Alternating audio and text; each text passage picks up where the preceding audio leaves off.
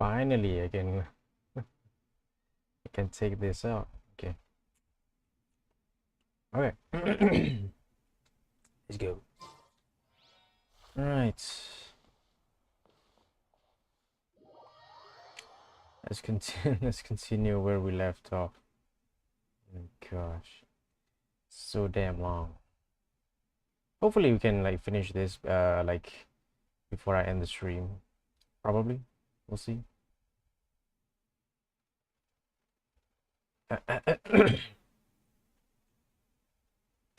I just want to end it, or at least I just want to know what happens in the end.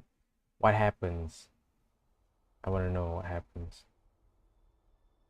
I made it. Okay. I don't recognize this style of art. Simple furnishings. Looks like the fearsome raker, unless this passed for luxury in Conria. Anyway. Okay.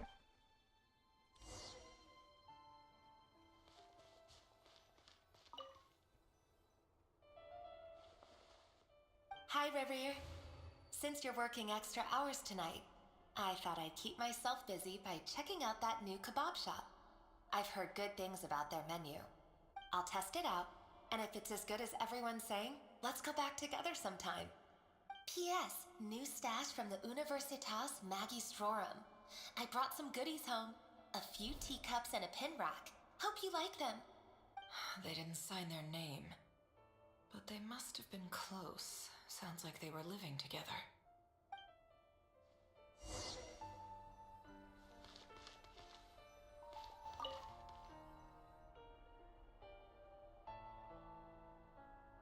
I went over to Joseph's for drinks today. They have a fine collection, but I went alone. Felindis was tied up with something and couldn't make it. Joseph asked why I came alone, but I didn't really have an answer. He then went on to ask about other things. If you ask me, someone who asks that many personal questions is too nosy for their own good. But if he invites me again, chances are I'd still go. Felindis. That's the same name Rerir mentioned. Crane imports keep falling. If things don't pick up, we'll soon be back to meat and mushrooms only. Honestly, I'm not a huge fan of that new type of mushroom everyone's been into lately. Didn't it start out as a lab-grown variety? I heard it's even mildly corrosive. Seriously, why would you even eat something like that? I don't care if it's an impressive feat of alchemy. That just isn't the kind of thing I like to eat. Grain has to be imported, and they're eating a diet of mostly meat and mushrooms. Could it be because Conria is underground, so it doesn't get much sunlight? That would explain why they use so much stone in their buildings. They even use alchemically modified strains No. for food. Seems like What's the up, Black? people of Conria How you don't doing? have many options when it comes to dining. I've just about saved up enough now. Time to buy it and keep it somewhere safe. Making a big purchase. I wonder what it is.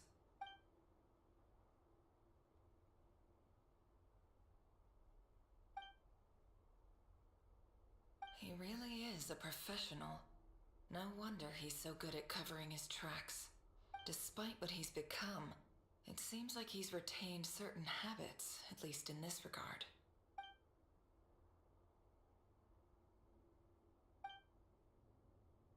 Did Rary rip it out himself?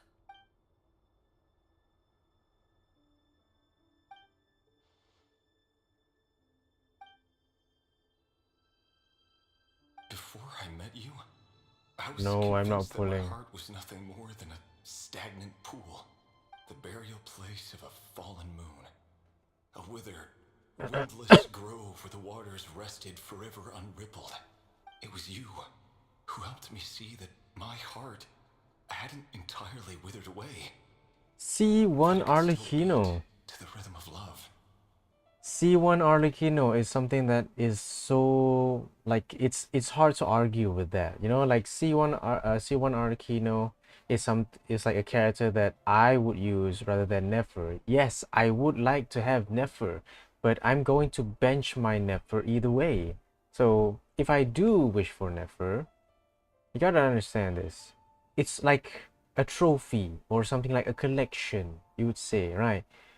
You want to I want to collect Domimommy waifus. Yes, I want to collect Domimommy waifus. Okay? But if that if I had to choose, okay? I'll choose C1 Arlecchino over C0 Nefer, okay? If you want to do C6, I am not spending a single money. I am not spending a single money on this game, okay? Not C1. This is just trivial I'm a sentimentality free from to play Alexei. player, okay? You Why would he go to everyone the already trouble of already hiding knows that? that I'm a free to play player. So of course I can't get to like C6 just with like what 100 plus pools. No way. No, I'm not. The burial place of a fallen moon.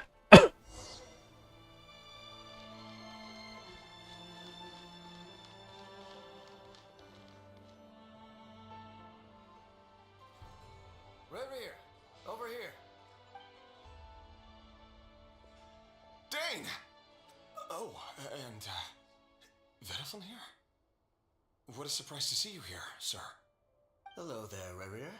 You need not address me so formally outside of court.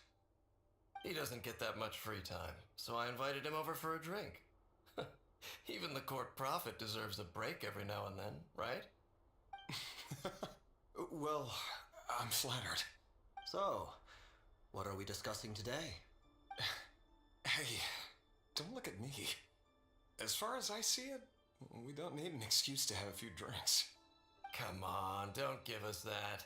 I already gave Did you say why. you were about to pop the big question? How's that coming along? Who'd have thought the great Twilight Sword was an even greater gossip?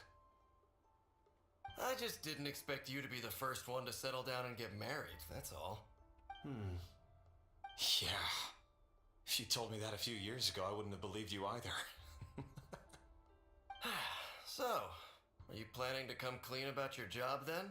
I'm guessing you still haven't told her. Sure, I'll have to tell her at some point. But I'll need to pick the right time and place. To be honest, I have no idea how she'll take it. Come on, stop being such a pessimist. For all you know, she could be thrilled. I bet she'll be much more impressed by your actual job than the one she thinks you're doing now. A member of the King's Guard. Quite the cover story. Does the king himself even know? Of course he does. Anyway, enough about me. How have you been? Me? Same old, same old. Nothing much to... Huh? What's up, Fed? It's nothing. Vedaflin, Dainslift's elder brother. Renowned throughout the court of Conria as the Visionary, and said to possess a wisdom far beyond the reach of any ordinary man. And yet, despite the gulf between us, he seems to have something to say about me. Does he even know me? Does he see me as a friend of his brother, or just another of the Vinster King's blades? Why did he react so strongly? Was it really to do with what we were talking about? Brown, curly hair and brooding blue eyes. So this is what Rare looked like back in the day. Perfectly normal. No different from anyone else. As frightening as this monster is in the present, there's something even more unsettling about seeing the human he used to be. We all do stupid things for the people we love, right?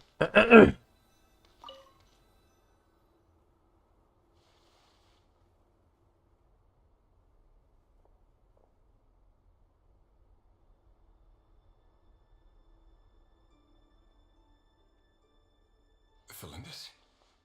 You're back early? Our equipment's being serviced today, so I got off earlier than usual. How's your day been?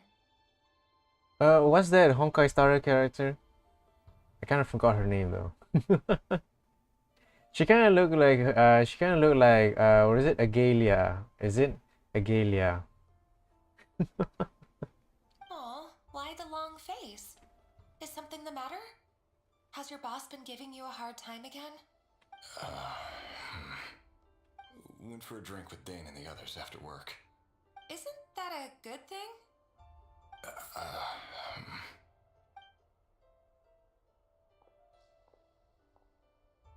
Vedifenir showed up today too. You know, Daneslif's older brother. Ah, Mr. Vedifenir. Yes, I've heard of him. They say that everything he says ends up coming true. He overheard Daneslif mention that I'd recently proposed and seemed to have an issue with it. But when I asked what it was, he kept it to himself. So, you're worried? You can be such a child sometimes, Revier. We're nobodies. Why would the Visionary be concerned about us? I'm sure someone in his position has much bigger fish to fry. Maybe you're right. You worry too much, Revier. We've been together for ages now, and everything's been going so well, has it not? You've even proposed to me. So, you do remember. Tell me then. What's your answer? Like I said, I need some time to decide. You can't just rush into things like this. We may be nobodies in the grand scheme of things, but if we want things to work out, we've still got to plan ahead. All right. Take your time. Just don't keep me waiting forever. Nobodies. Sounds about right. In the eyes of people like Vedifenir and Daneslif, what do we matter? Can someone whose gaze is so fixed on a far-flung future even see the present clearly? Besides, the dynasty's fate rests with the king and his inner circle. Whatever I do, it won't make much difference. Meanwhile, every idea they come up with and every decision they make, it let me enjoy affects this. everything. These days, the king is lost in his research, and the purge of the Crimson Moon bloodline grows ever more intense. The opposition tried to speak out, but nothing came of it. And I'm under no illusions as to why. Because we eliminated them and got rid of their bodies. A man can have 1,000 reasons to carry a sword, but there are few good excuses to use it. Yet the king has never even considered a gentler approach, and he never will. What becomes of someone who kills on another's behalf? Can he ever find true peace?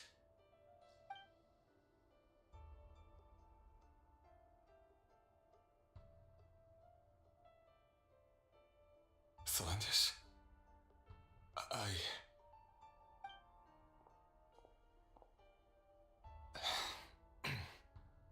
It's nothing. You were right. Fate has never smiled upon nobodies like us. But by the same token, it's unlikely to bear a grudge against us either. There's no reason we can't keep living happily together, cherishing the simple joys of each day as they come. See? You just need to stay positive, Revier. I can feel your warmth, your breath. You're right there, right by my side. Just seeing you makes me happy in a way I can't explain, and that's something that no one could ever take away from me. So smile, my love. Let go of that frown. You're right, Thelindis. I've just been overthinking things. That's better. Getting caught up about things like this will only ruin our evening. Speaking of which, all set for the ball tonight? I need to go get ready. You go ahead. I just have a few things to take care of, then I'll come join you. Even busier than the big shots, huh? Fine, I'll go get started. But don't be late. If you keep me waiting too long, I won't be a happy bunny. Relax. I'll be there. Hello, Oluwa Miloju Ogundipe. Hello. Seriously, though, you drive a hard bargain. You're really gonna leave my proposal hanging and still expect me to take you to the ball? Well, that goes without saying. I already told everyone I'd be coming with a dance partner. Besides, they're two completely different things. Let's take it one thing at a time, all right? All right. White outfit it is. It seems like Rerir was deliberately hiding his ties to the intelligence services. by giving the impression that he was just an ordinary member of the Finster King's Guard. He clearly doesn't want his would-be fiancée to know about his other life. Then again, that's hardly surprising. People in the intelligence trade rarely do. Who'd have thought we were in the same line of work? Let's dig a little deeper.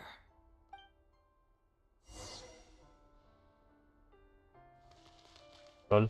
Oh, so that's what. So she's seeing through the eyes of Rarier. Okay.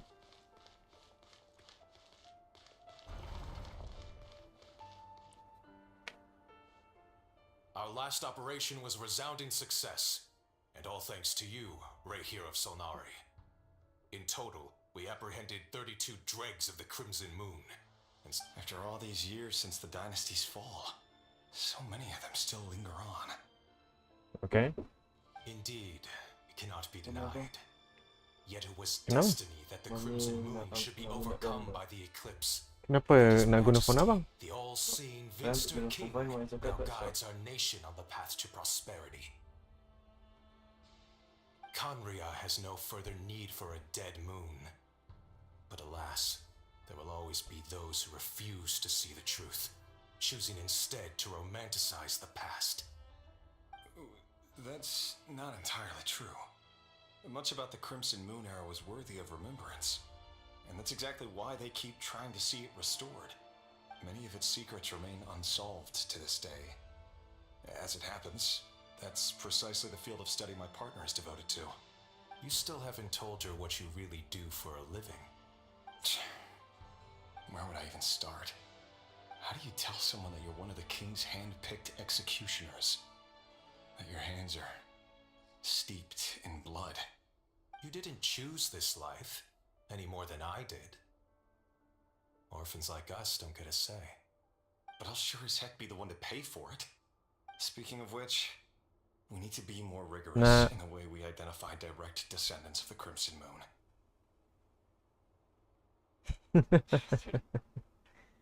Tanya.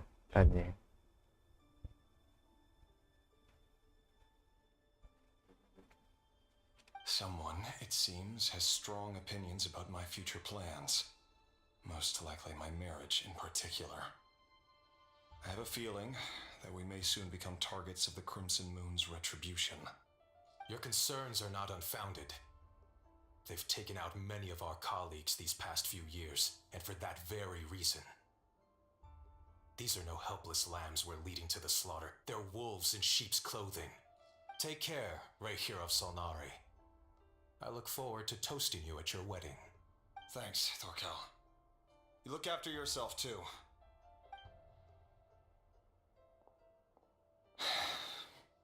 Thelindis, I never wanted to keep this from you. You're the last person I would ever want to lie to. But that's exactly why I can't tell you everything. There are things you shouldn't know. Things you cannot know. The moonlit dynasties are a thing of the past. Yet even now, with the sun shining high in the sky, there are those who would call forth a dead moon's ghost.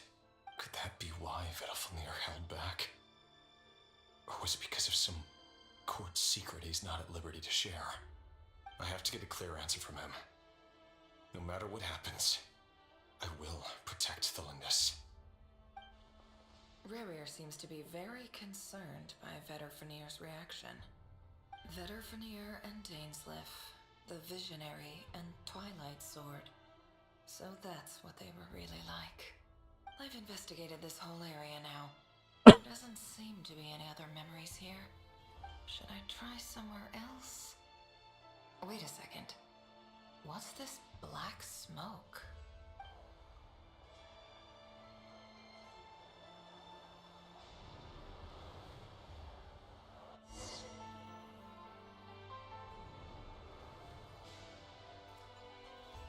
So, he's late after all. Just you wait, Rarier. You're in for it. Big time. Are you waiting for someone, ma'am? Could I tempt you into buying some flowers? Oh, sure. Pick me out a pretty bunch if you would. Thank you. But I'm afraid none of them are as pretty as you. For someone so young, you sure have a way with words, don't you? I'm only telling the truth. Look me in the eyes. You'll see I'm not lying. You're... May we have a word in private? Who are you? And what do you want? It doesn't matter who I am. Too many of our kind have fallen lately, so I decided to take the risk of reaching out. Not long ago, the Ray here of Solnari led an assault on one of our strongholds. We suffered many casualties, and many who came to our aid lost their lives as well. Sorry, I don't know why you're telling me this. And I don't want to get involved. Wait, hear me out. This time we finally got a clear look at his face and learned his true identity. His name is Rarier, and he claims to be one of the King's guards. What did you say? A cruel irony, isn't it? The man you're set to marry leads a double life as a brutal executioner. But surely, you must have caught a whiff of the blood on his hands. Why are you telling me all of this now? Simple. It's because... How strange. Rarier was nowhere to be seen in that memory. It clearly belonged to the Lindis. Rarier couldn't possibly know what happened if he wasn't even there. Why would her memories appear in his fragment? The ceremony won't last much longer. I think it's time to call it a day.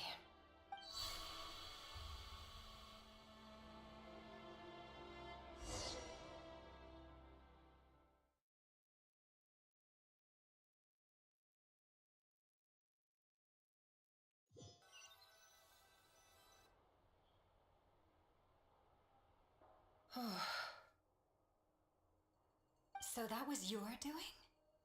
Did you just pull us inside Rarier's fragment to spy directly on his memories? Any more questions and I'll have to start charging. I had no idea you could do that, boss! Seriously, that was amazing! We're not worthy. We're not worthy! I gotta admit though, I'm itching to see what happens next. Feels like we barely scratched the surface. I'm just as curious as you are, but the ceremony only allows for limited time inside. That's all we can see for now. Luckily, we managed to learn quite a lot. So far, so good. I just hope the others are doing okay too. Especially the group with the Traveler. Their mission is a risky one. Let's hope it's all going smoothly. If you're worried about them, go see how they're doing. If I know boss, she's gonna need some time to write up all the details and make sure it's all coherent. I'll stay behind to lend a hand, but feel free to head back and meet up with the others. All right.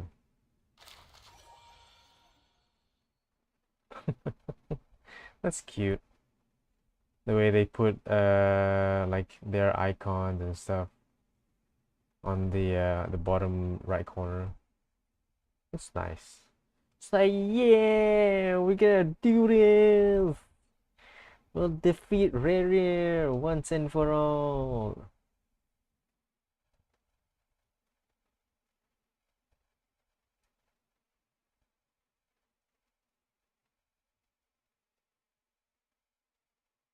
So there's like a new part area over here. Oh no, is it that's actually not a new part area. Oh, they've been prowling around for nearly 2 days now. These things just won't quit. Oh, they might not have seen us yet, but them constantly sweeping the area, our way out is completely blocked. Oh, that's never gonna work. One little slip up and it's game over. If they spot us, they'll run straight back to Rarier, and once he knows we're here, it won't be long before he's breathing down our necks again. Oh, guess you're right. All right, time to zip it.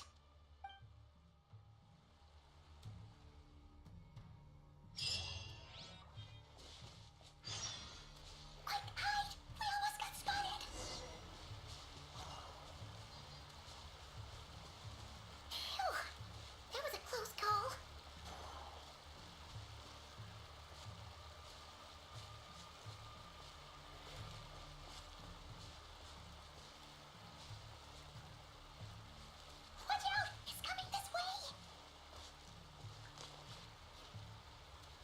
Get down. Keep going. We're nearly there. This is the final hurdle.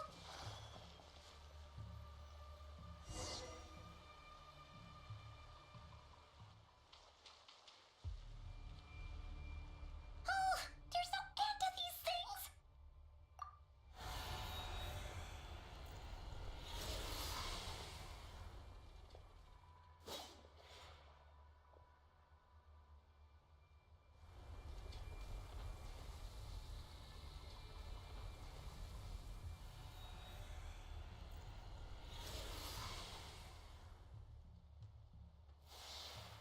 Fire. Arlecchino. Wait, what's that smell? Oh no, there's a fire!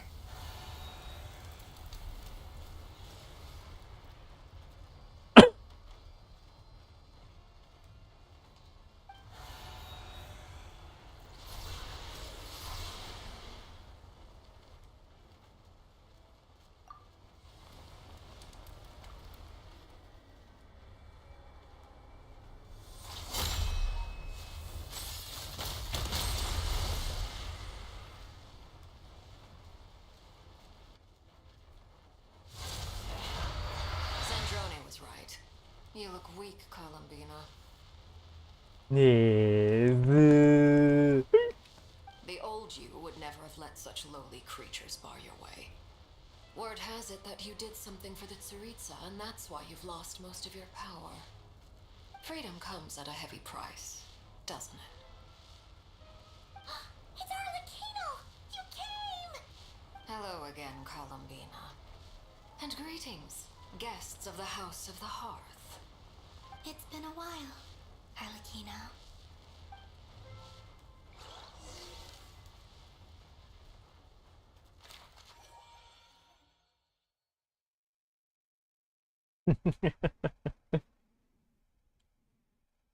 Say yes. I like that picture though. I like that picture. It's a funny picture just to see like like a picture of Arlecchino like that.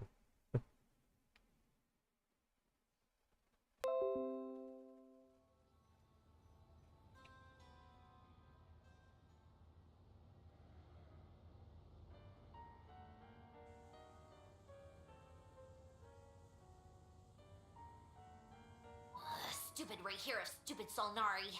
Ugh, whatever. I've got all the data I need. Next time we meet, you're finished. He sure doesn't pull his punches. Excuse me, do you need a hand? You can do me a favor by staying out of my way. Can't you see I'm busy? Wait a minute. I recognize that voice. Hello, Miss Sandrone. Father sent us over to help. How considerate of her.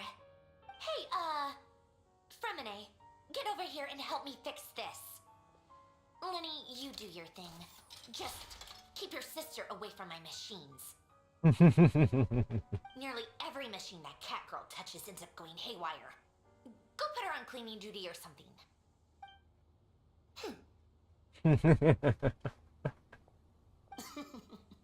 Then let's start downstairs. Fremine, we'll leave this place to you. You've got it. Wait a second. Pretty sure there's still some tea in the cupboard. If you want some, you'll have to make it yourselves. That's it. All right.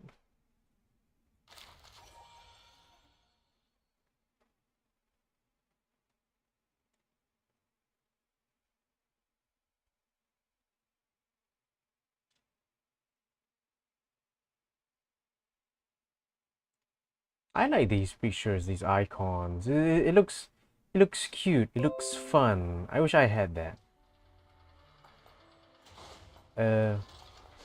Why are we here? Why can't we just like, I don't know, just... Who's back? Hey! You're back. Hey! Why'd she fall off like that? We just got to meet Arlecchino. That's great.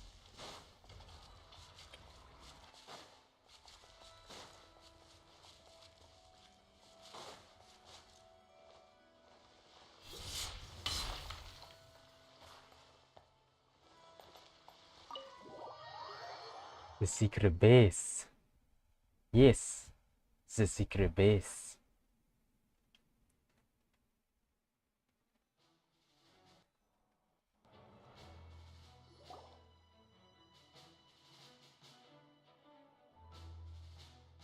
It's a relief to see you all made it back in one piece. Huh? Feels like there's quite a few people missing. Where's Flint's and the others? And what about Niffer? I returned ahead of them. Flint is helping Aino and Anefa to set up the decoys and buy us some time. As for Miss Neffer... Boss is still wrapping things up on her end. She sent us back to fill you all in on the top secret intel we've been gathering. I see. Then let's get right into it. But first, who do we have here? You brought someone else in to help? Greetings. I was invited here to help as a longtime tea party companion of Columbina's. You may call me Arlecchino. Surely it can't be. I think I have. Those eyes. Oh, where have I seen them before? Wait, of course. In those memories we just saw. The only Arlecchino I know is the fourth of the Fatui Harbingers. So either you share a pretty uncommon name, or you're more than just a tea party buddy. You are well informed, Grandmaster. A man from Mondstadt living all the way out here in Nordkrai'd, and yet the people and affairs of Snezhnaya seem to hold a special place in your heart. I mean, it was okay. It wasn't that special in any ways. Just like any other ordinary cake. It was nice. I would just snack on it and just like I wouldn't even mind. Oh, the feeling's mutual. Sounds like you know all about who I am too. A Fatui Harbinger. The atmosphere in here just got really tense. Guess we can't just start trusting Fatui Harbingers, even at a time like this. I must admit, though, I'm a little curious. Seeing as the moon goddess no longer belongs to the Fatui, what makes you so willing to put your neck on the line here? Let me finish this story and then we'll talk about cake. Nor does Nordkrai'd belong to Mondstadt, Mr. Varka. Yet still, you're fighting for it all the same. Things don't always have to have a tangible payoff. Sometimes, stopping things from spiraling out of control is a higher priority than chasing the spoils of victory. Of course, I can't say there's nothing in it for me at all. But that's between Columbina and myself. Forgive me. I don't mean to doubt you. It's just that the Fatui really have been the source of many of our troubles. We have our own way of doing things here in Nordkrai'd. But ever since they arrived, the Fatui have treated us with nothing but hostility. I know there's been a lot of bad blood between us in the past. I've done my utmost to avoid friction whenever I could. But sometimes fundamental conflicts of interest simply can't be settled amicably.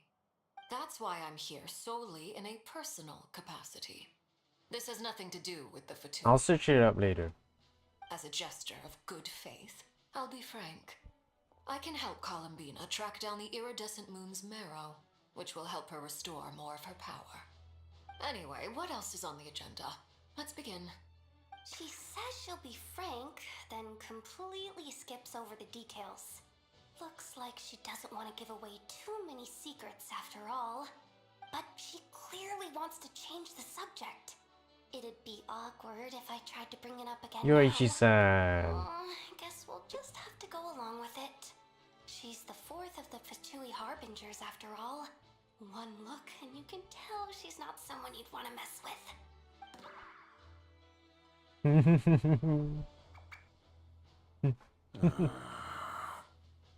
Well, since Miss Arlecchino sounds confident in her ability to handle that, we'll proceed to the next topic. Yehoda, Time to share that top secret intel. Alright, listen up, everyone. First, we now know that Rerir was originally a Conrian secret agent whose primary mission was to hunt down and assassinate the so-called Dregs of the Crimson Moon. The Dregs of the Crimson Moon? Did I? Am I? Do I look a little bit different? Maybe it's the haircut. Probably it's the haircut. In the memories, there was a lot of talk about the Crimson Moon and Eclipse, and a whole bunch of other stuff from the time of Conria.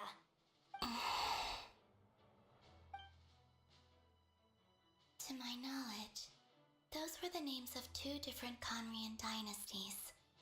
Long, long ago, it is said that the people of Conria worshipped the Crimson Moon, drawing a mysterious power from its reflection.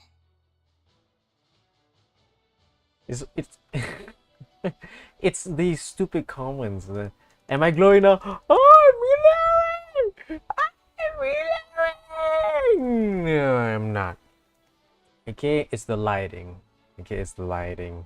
I'm not pregnant. It's the lighting. But one day, Aku saw the Crimson Moon. I don't have flints. Hence the name of the new dynasty that replaced it, and how it became the new emblem of Conria.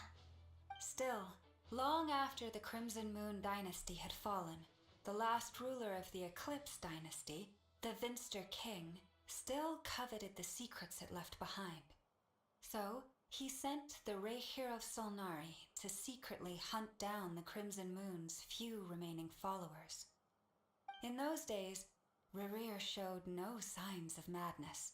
In fact, he was as normal as any other person. Oh, and he had a fiancé, or at least a would-be fiancé, called Tholindis. What's the matter?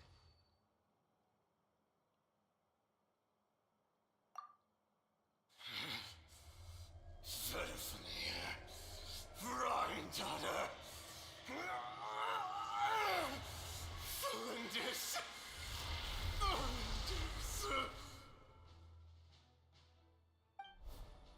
Interesting. Anything else? What about this would-be fiancé of his? Do we know anything about her? She'll come.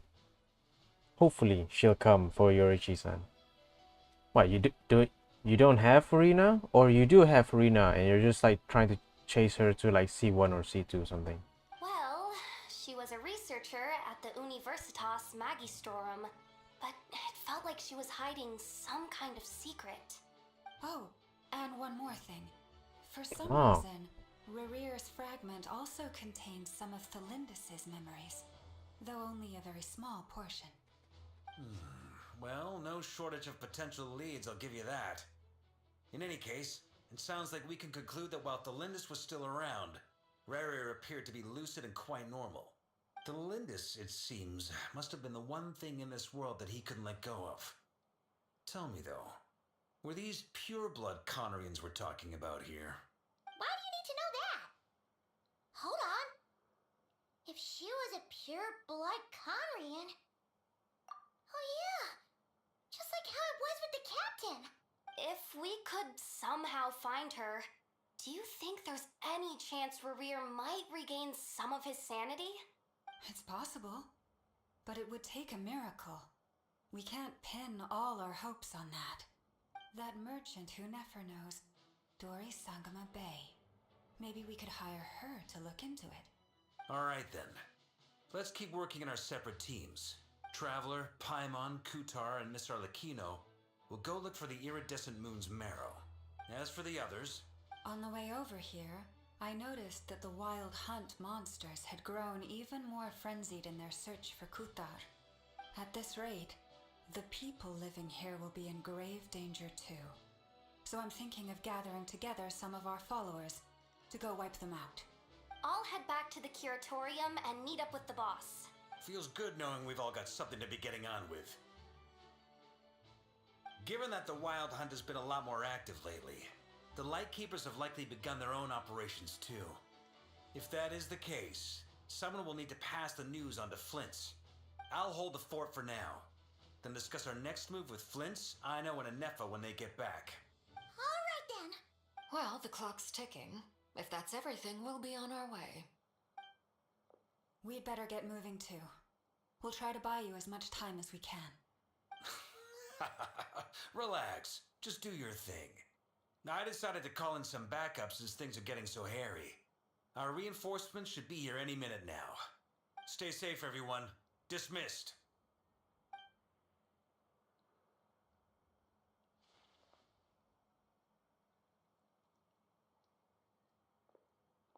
Okay. Time is passing by. We're back. Did we get here a little early? Or a little late? A tad late. The others have already set off. To summarize, our resident moon goddess has found us a new ally, and Boss Nefer has uncovered some promising info. Everything going smoothly on your end? Not great. I don't know how long we can stall them for. The decoys are getting taken out way faster than we imagined. I'm gonna make some more later, but I need a timeout first. I'm so tired right now.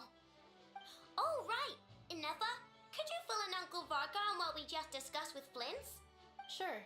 Uncle Varka, you previously told us about how when you went to investigate a source of the wild hunt in Amsvartnir, you discovered that it was just a diversion.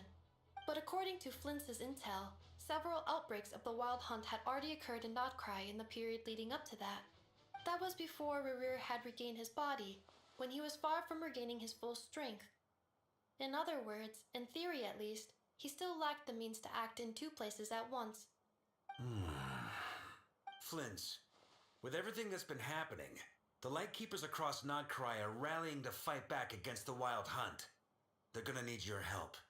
I know, I'm sure you're capable of coming up with something far more effective than decoys.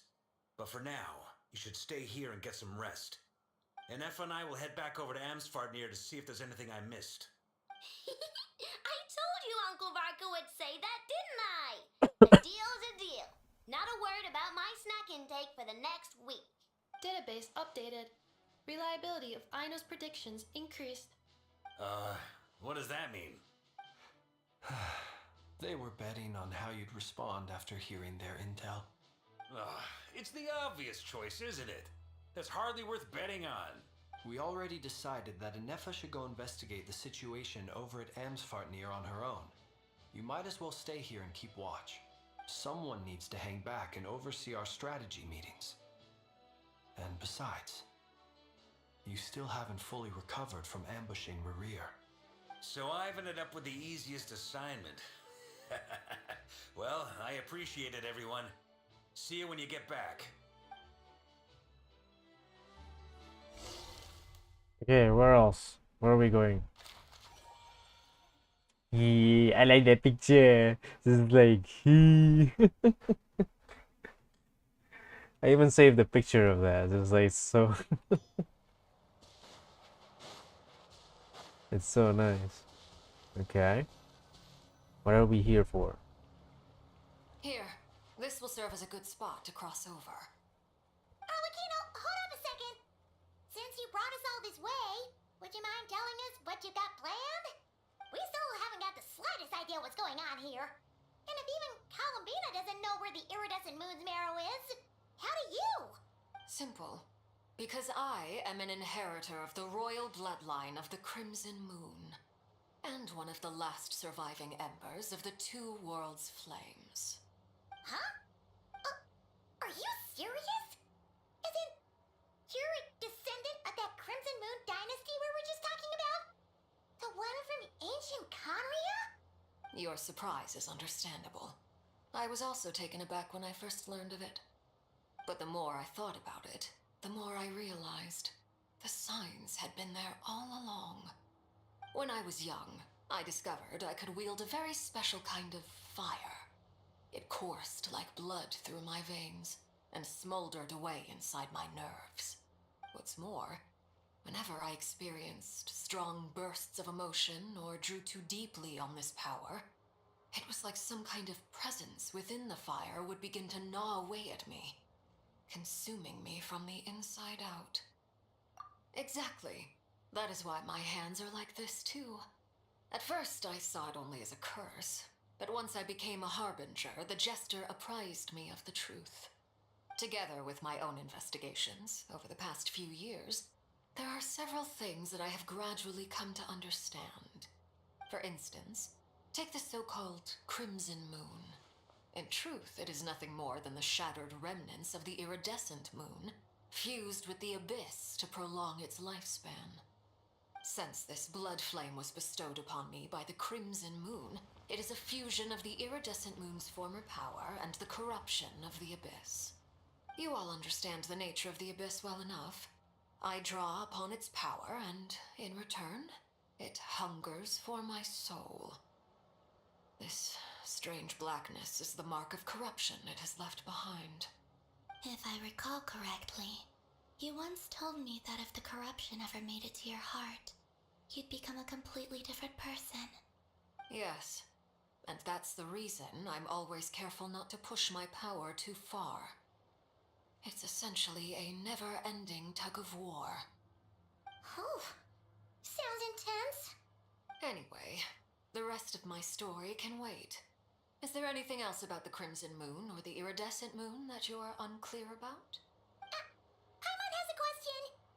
So, the crimson moon that the Karians used to worship was actually the iridescent moon, right? Which was one of the three moon sisters. Does that mean that the Karians were to the crimson moon as the frost moon scions are to the frost moon? So much of that history has been lost. We have no way of knowing exactly what they were like. But I would suspect that the Conrians weren't as devout in their moon worship as it might appear. The iridescent moon's remains simply served as their link to the abyss. Later on, perhaps someone discovered a way to make direct contact with the abyss. Or maybe there was some kind of ideological divide. Either way, a dissenting faction staged a coup and drove out the royal heirs of the Crimson Moon dynasty.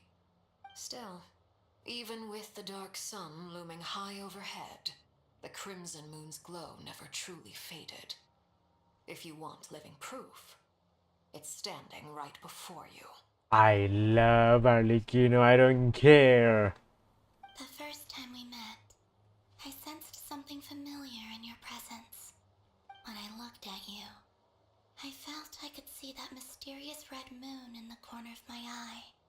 In your flames, I saw its broken image, surrounded by a strange black aura. Well, I appreciate that you kept it to yourself. Much about the Crimson Moon is still a mystery, and I'd prefer not to end up as the object of an insane research project.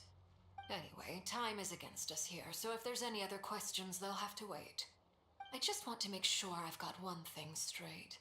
In her letter, Sandrone mentioned that since you are unable to contain the iridescent moon's marrow yourself, you intend to leave it in my custody. Correct? That's right. For now, it's the only way I can pay you back for your help. The iridescent moon is already part of who you are. So with its marrow in your possession, you'll be even more powerful than before. Deal. Then let's get started. Get what started? What does this place have to do with the Crimson Moon? When I first became a harbinger, the jester gave me a book called Paranhari, also known as Leobranto Innamorato. You should be able to buy a copy next time you're in Fontaine. It's a love story set in the Crimson Moon era, but setting aside the tangled romances of its characters, it also records a few interesting details. In the Crimson Moon era, or so the story goes, there was an orphanage that received children from beyond the bounds of this world, and subjected them to a peculiar induction ceremony. Beyond the bounds of this world? For real? And what kind of induction ceremony? The Crimson Moon sages looked beyond this world for beings with powers that surpassed the gods, but fearing they might lose control, they subjected these children to a process of refinement. They made these children crawl up a fireplace and kept asking them, "Have you died? Did you see it?" Until they finally admitted to having died and seen a crimson moon. The adults embraced the children who passed the ritual, telling them, "Within the fireplace, you have traversed the flames between two worlds. Here and now, you are born anew." The book leaves much unsaid, but I suspect that this was their way of branding the children they had enrolled, leaving an indelible mark upon them so that they would forever live in the Crimson Moon's light. That explains why I can't sense the Crimson Moon's marrow in this world. It makes sense that it would be sealed in a special space that can only be accessed temporarily through some kind of ritual. But there's no fireplace here! Do you see a chimney anywhere? Oh, are we supposed to build it ourselves? Okay, fine. Paimon will go find some bricks. That won't be necessary. The fireplace is purely symbolic. The key to the ritual is crossing the flames between two worlds.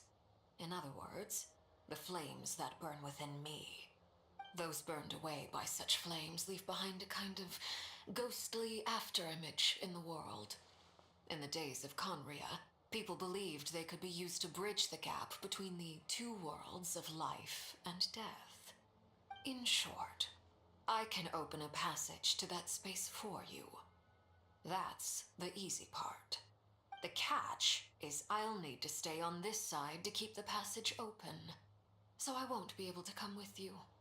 Once you're inside, you'll have to find your own way. Very well. Then I'll open it up. Traveler, spare me a little more moonlight if you would. I may need it.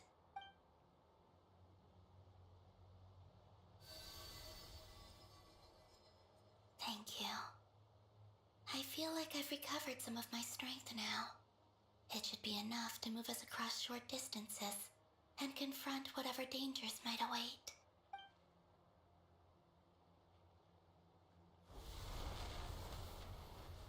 Mistress of the seven hues of ages past, great mother of the present, crimson-clad sovereign of the two realms, by fire severed, by fire renewed, I offer myself now and beseech your descent.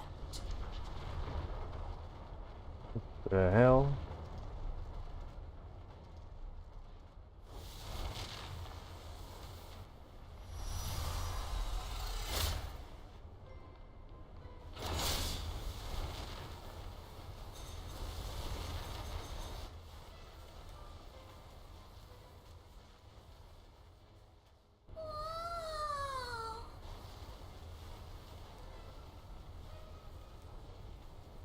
One word of advice.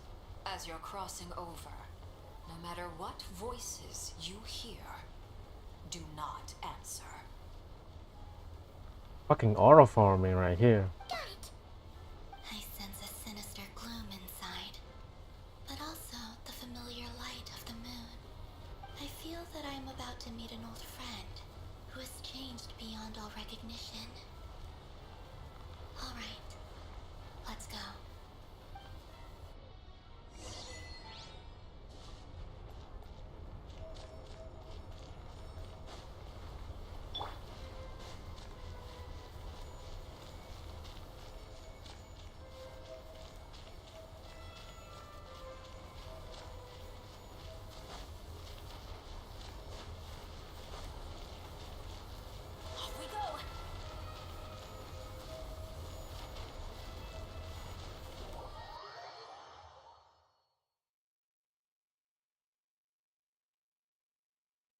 So cool.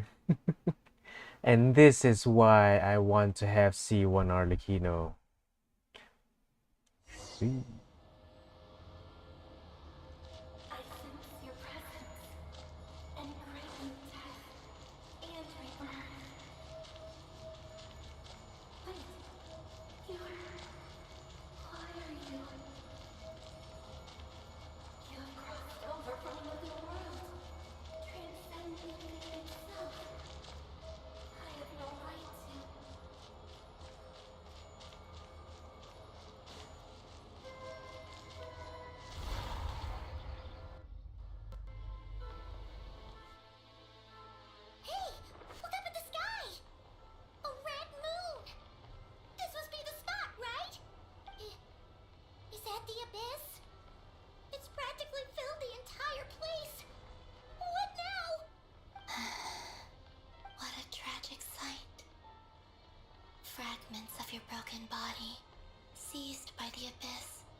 hung up aloft like mummified remains.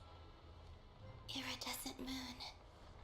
Was this truly what you wished for? Careful! There's something spooky about this place. Feels like something is lurking in the fog. Haimon's right behind you. Whatever you do, don't run off without her.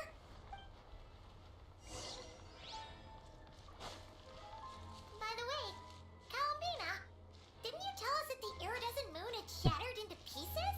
The moon up there looks pretty whole to Paimon. How is that possible? Oh, why do I have a party set up here? This is... I'm just going through.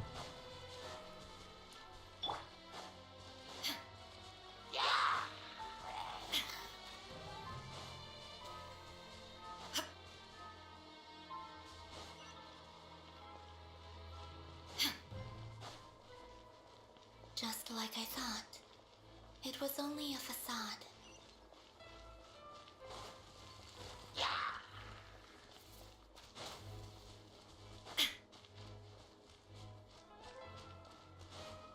Okay, I did not see that.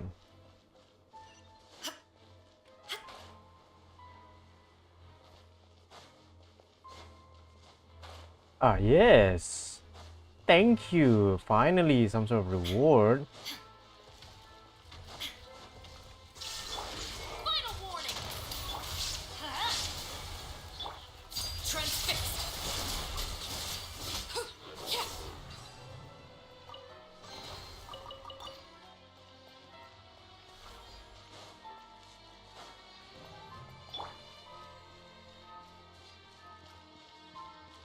Adventure time!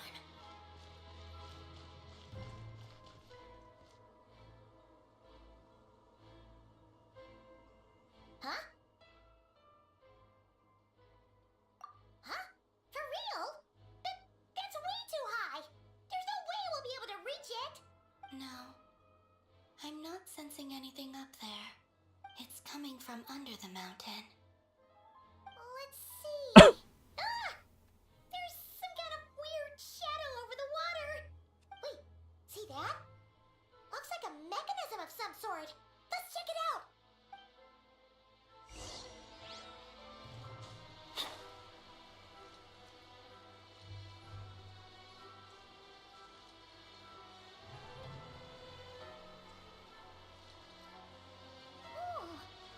Looks like a device from the time of Kalia. Maybe people once came here to study the Crimson Moon's domain, and they left this behind. Oh, if we can activate it, we might find some clues. Dead. Jump. Okay.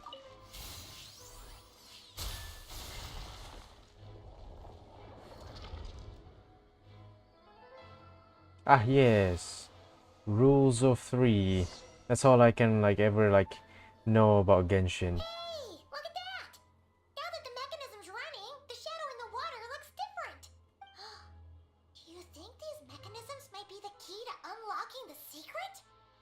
Let's try to find more of them! Felindis, we'll leave the rest of the research in your hands. We'll be heading back now. I hope this isn't ruining date night. Mind your own business. Just leave me some snacks on the table. Felindis? Is that Rear's girlfriend? How come we're hearing her voice here? Oh yeah. So, do you think she was studying this strange space all along? The Abyss has made this space extremely unstable. Maybe that's why some of the things she said and did were preserved here. Like echoes. Or after images. Whenever I see this view, it takes me back to a poem from my childhood. Waning moon, oh lifeless damsel, weeping on the mountain crest. Mourning still in wistful tone, her fragile soul now laid to rest. For me, of all people, to be here investigating the mysteries of the Crimson Moon space. Is it a coincidence? Or something more?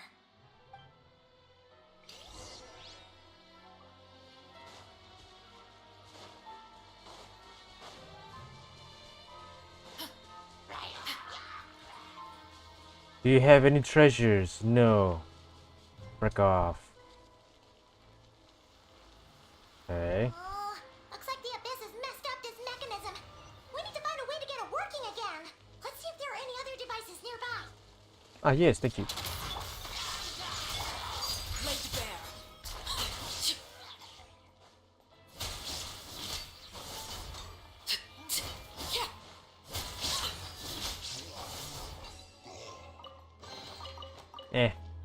It's good enough.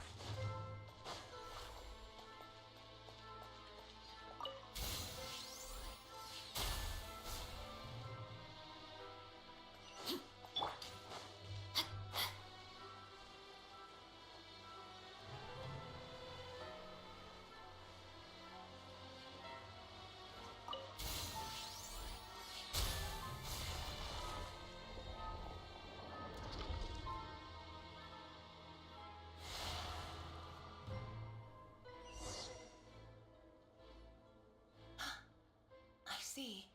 So the moon marrow, or rather the power of the 3 moons, is the key to unlocking. If it really does exist, then maybe this madness can finally be put to an end.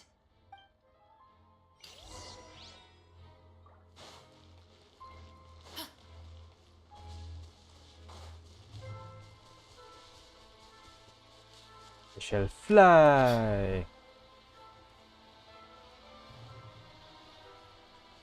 There's like a lot of twists. Maybe a few, not a lot. But they're okay. Okay. Should we? Hello?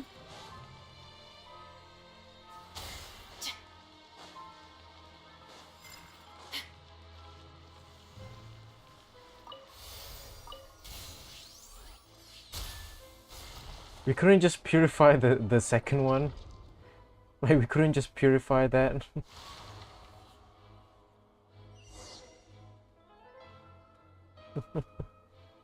It's weird. With the Abyss inhibitors in place, I should be able to access the chamber with the moon marrow. Oh, Revier, with every step you take, you're drifting further from what you truly desire. But you're not the root of the problem. Ever since that outsider set foot in Conria, the Vinster King has sunken deeper into madness. If only I could get my hands on that outsider.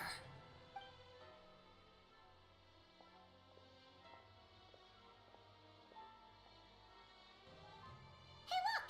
The moon's reflection is back to normal! Elendis' voice mentioned a chamber with the moon marrow. Do you think maybe it's hidden in the moon's reflection? It must be. For within it, I sense the fragile aura of a dying soul. Then there's no time to lose! Let's go! You think that outsider could be like Aether or like the Abyss Twin or something?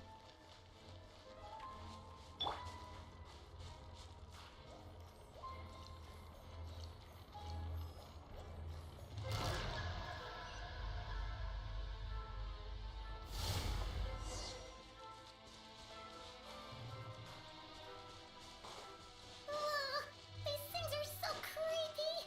Oh, looks like we'll have to destroy them if we want to get to the iridescent moon's marrow.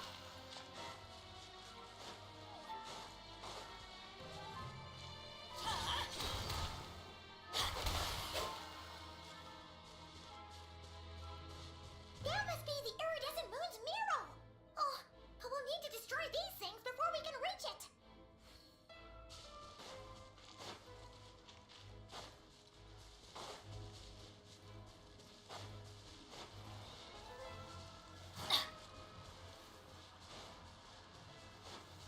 Adventure time! We just... Let's light it up! Oh, we can't, can we?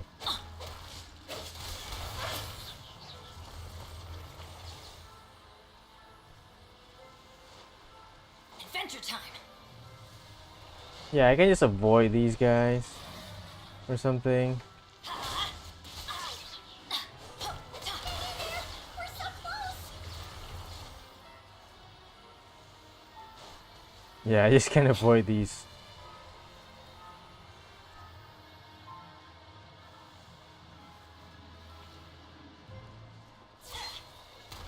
Let's light it up!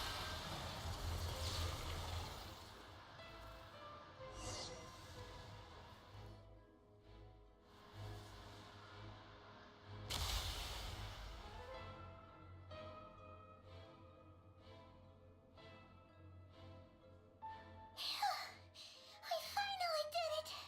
The iridescent moon's marrow, still burning away like an undying flame, yet now contaminated by the abyss.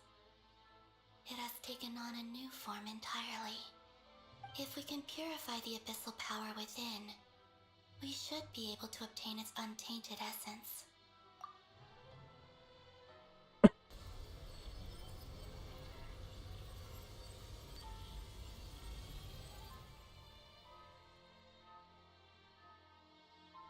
It worked? It's so cold.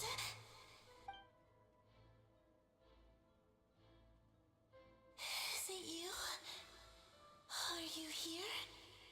Huh? Are you talking to us? At long last, I can see you once more. Our fates have crossed, and I am finally free. I'm sorry, I lied to you.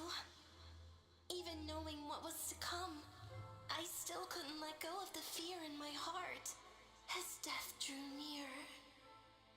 The moment the moon shattered, my body began to split apart piece by piece. Like I was being cut into pieces by 1,000 blunt blades. My thoughts scattered as the cold crept in. But I could not bear to fade away like that. Tell me, what was it that brought you to us all that time ago? If only I had possessed your courage, then I might have been spared this torment more painful than death. You look so puzzled. That's how I felt too when I first saw you. But trust me when I say that everything happens for a reason. Farewell, Hypo.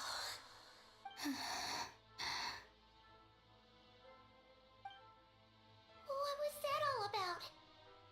Was that the goddess of the iridescent moon? It sounded like she was speaking to a long-lost friend. But none of us have ever met her before, right? Perhaps she took me for the goddess of the frost moon she once knew. For a fading soul like hers, our auras must be too similar to tell apart. But anyway, we've got the iridescent moon's marrow now. That should help you regain your strength, right? Alright, time to leave this place and meet back up with Arlecchino. Let's go!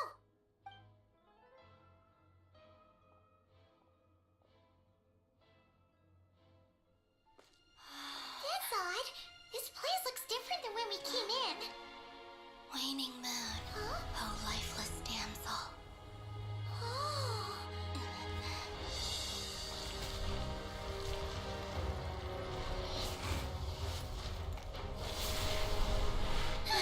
Hurry! The place is collapsing!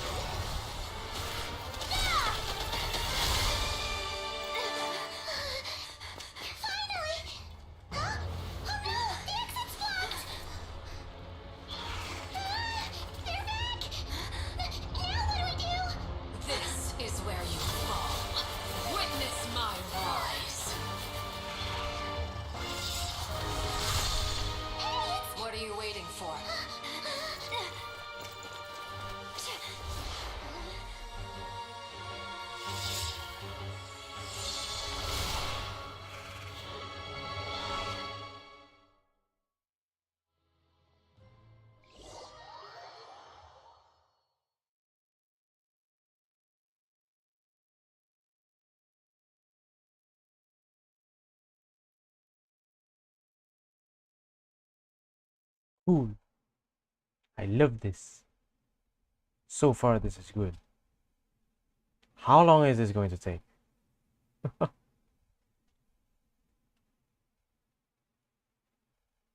Surely it's not gonna last another 2 hours, is it? Probably. Ah.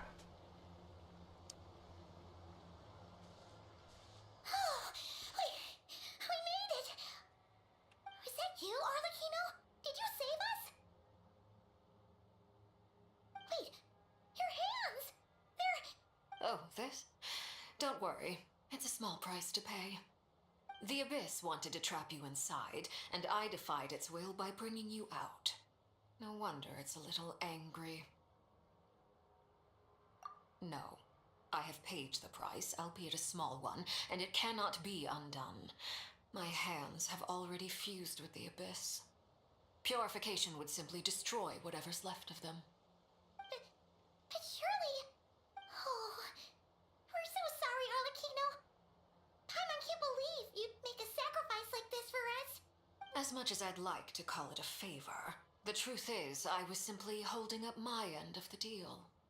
Well, Columbina. Yes, you did your part. And as promised, I will leave the iridescent moon's marrow in your care. From this day forth, may the two worlds' flames burn ever more brightly.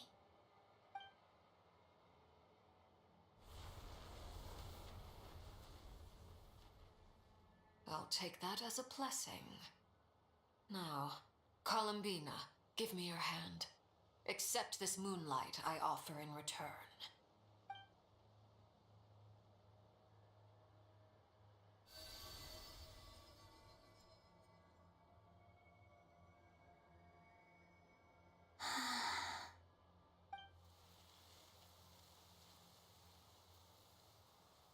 Feeling stronger?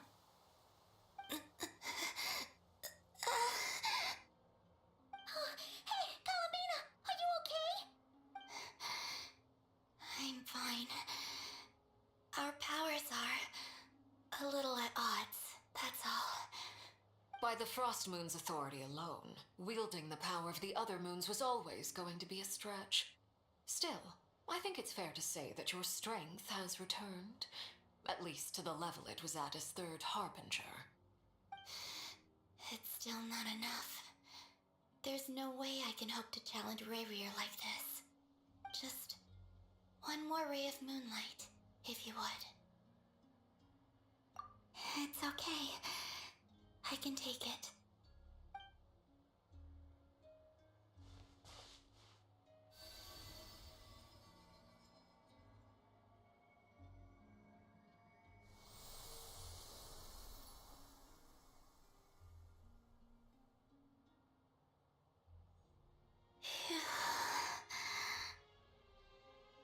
How about now? Fighting fit? At the very least, I won't have to stay hidden like before. I want to see him gone from Not Cry. The Rayrear of Solnari and his wild hunt must be sent back where they belong. Well, it's good to have something to aim for. You certainly seem more alive now than you did earlier. When I first met you, you didn't strike me as a ray of moonlight. More like a wisp of fog drifting in from who knows where, ready to scatter at the first sign of a breeze.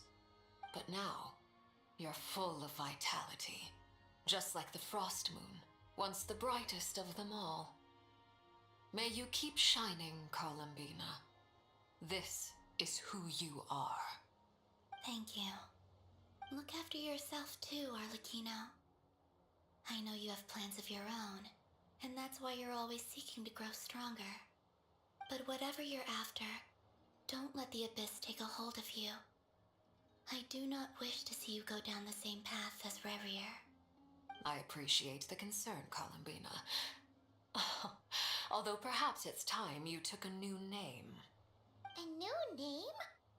Kutar, the Moon Maiden, Columbina, they're nothing more than code names. They describe who she is and the roles she's played, but they're not her real name. We often use code names in the House of the Hearth, too. But it's knowing your real name that keeps you grounded. Up till now, you've been living a wandering life, so you've probably never really cared. All I'll say is this. Once you've defeated Rerir, give it some thought. Alright, that's it from me. I'll get you back safely first, then go meet up with Sandrone. You're the best! I appreciate the gesture. It speaks to your good character. Anyway, let's get going. There are more urgent things to do right now than trade compliments.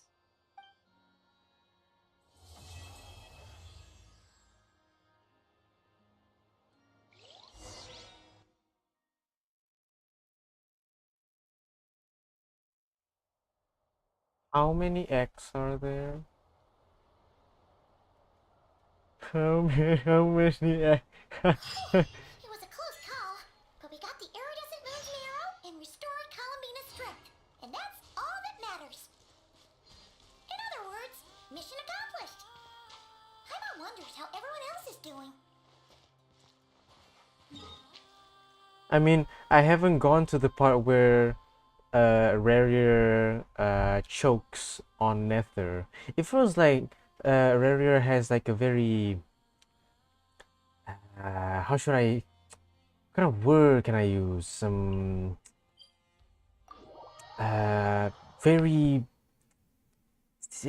cultured stuff, I should say. Like Rerir does have some sort of like a type, I guess. Off we go!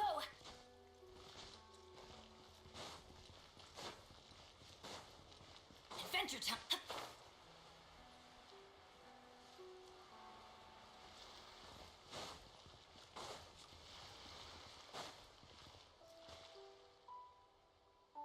What?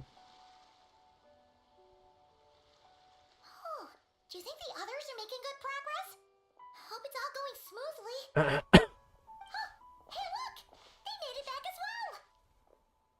Vince! Lama! How did it all go? All is well, thank you. Nefer and Yehoda had to stay at the curatorium to wrap things up, so they won't be joining us for now. I ran into Miss Anefa and Miss Aino on the way back. Their work is still in progress, so I suspect they won't be back for a while either. You seem rather cheerful today, Mr. Flint's. I certainly am.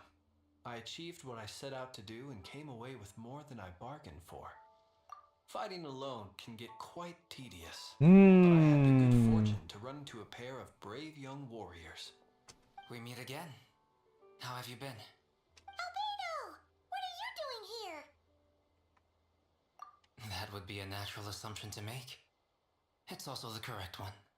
These two courageously lent me a hand while I was fighting the Wild Hunt. When they told me they were Servarka's colleagues, it all made sense. And given how people of outstanding talent tend to cross paths, it's no wonder you're already acquainted. So, who's your travel buddy, Albedo? Why don't you come and introduce yourself?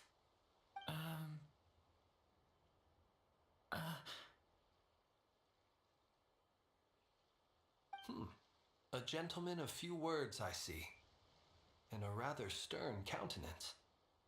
I presumed you were acquainted with him. Is that not the case? It's nice to meet you. Again, we've technically met before. Wait a sec! You're Minnie Durin! That's right. It's me. I'm glad to see you again. By the way, he says it's okay if you drop the mini. Yeah, I'm not as mini as I used to be. Interesting, isn't it? The first step towards blending into human society appears to be reflecting on whether one's name really reflects who they are. Wow! You look so different! In a good way, of course. It's great to see you looking so healthy. Thank you, Paimon. And although you're as mini as ever, I understand that diminutives don't always convey endearment. I'll be sure to simply call you Paimon as a sign of my great respect for you. Wow! You're such a smooth talker now. Paimon could get used to this. From now on, you may refer to her as your esteemed guide, Paimon. Personally, I think our little Paimon is the perfect size. When people call her Little Paimon, it's just because she's so adorable that they can't help themselves. If that's not a sign of endearment, what is? You're absolutely right, Miss Lama. My brother still has a long road ahead of him when it comes to understanding human relationships. Anyway, speaking of long journeys, didn't Columbina, leave with you? How come she isn't back yet? She's been catching up with old friends. Wouldn't be surprised if she stopped for a cup of tea or a 10 on the way back. Uh-oh. People are talking about me. Hope it's nothing negative. Judging from your expressions, I'm guessing it all went well? It's getting crowded here. I'll go grab some chairs. No need. This is a job for an alchemist. I'll whip some up momentarily. Thank you for your hospitality, ladies and gentlemen, but I was merely escorting my friends back. I'll be meeting Zendrone shortly, as we still have some things to discuss. It's been a pleasure, everyone. But this is where I'll say goodbye. We really appreciate your help. Oh, come on. Spare the formalities. I'm just glad I could help out some true friends. I understand. Well, bye for now, Harlequino. Oh, this place is popping. It's probably a good thing one of us left. Otherwise, we might not fit all these people in. Are you saying we're about to run out of chairs? As a matter of fact, I am. Come on in and see for yourself.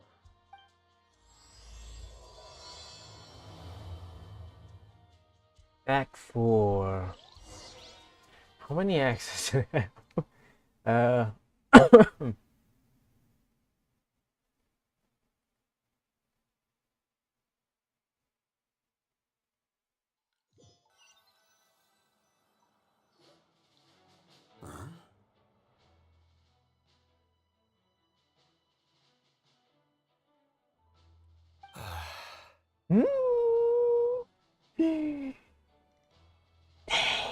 It's Dane.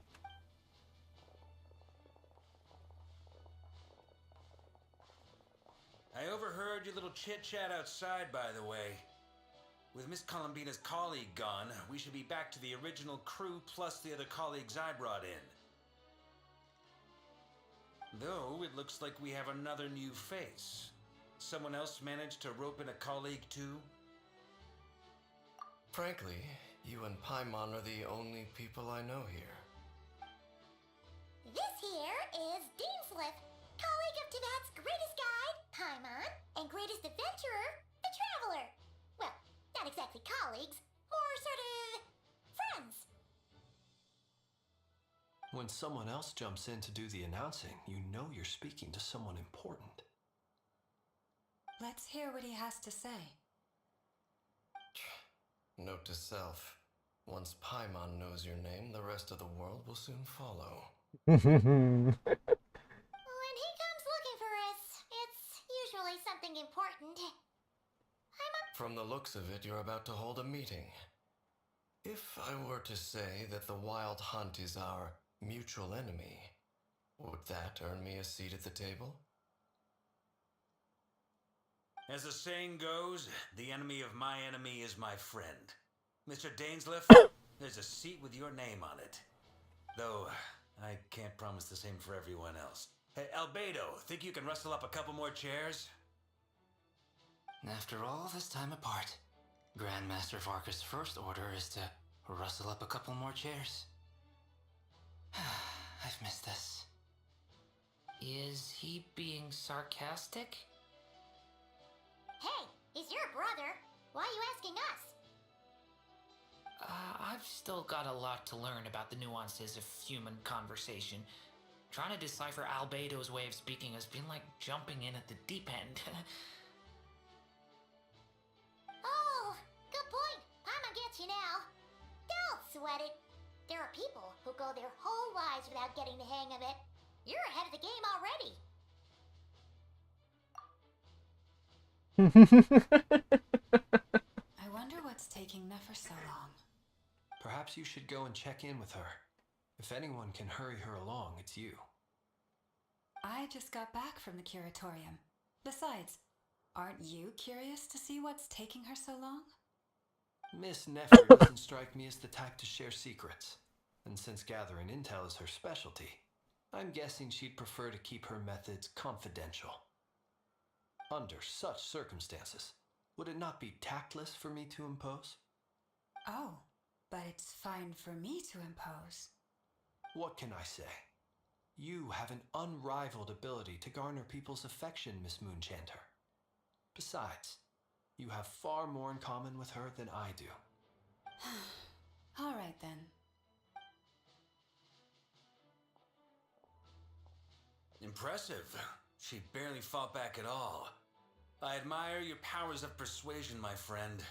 As I'm sure Miss Lauma will realize soon enough, the trick in life is to always pitch in with other people's responsibilities so that you can be selective with your own. Another trick is to simply hide in the background. Spoken like a true sage. Anyway, looks like we've got some time to kill before the meeting. Let's take a little breather, folks. And feel free to chat amongst yourselves. We'll get down to business once the other two arrive. Okay, so at least I know that this is like what, like almost the end or something? Is there something you'd like to say to me? Yeah! For starters, why'd you just show up here without even giving us a heads up? If you think back to our previous interactions, you may recall that that's hardly out of character for me. You do have a point there. Oh yeah! You'll need to find somewhere to stay tonight too, right? Wanna tag along with us? You never know. We might get a group discount. Sure, let's do that. Great! Paimon will handle it. And in return, we can get Dainslift to be our very own personal bodyguard. If that's what you had in mind, you should have said so sooner. I'd be happy to help. Oh, okay then. Paimon was only kidding, but good to know. Anyway, since we're all here together, we might as well watch each other's backs. That's just what friends do, right? Indeed. Thank you.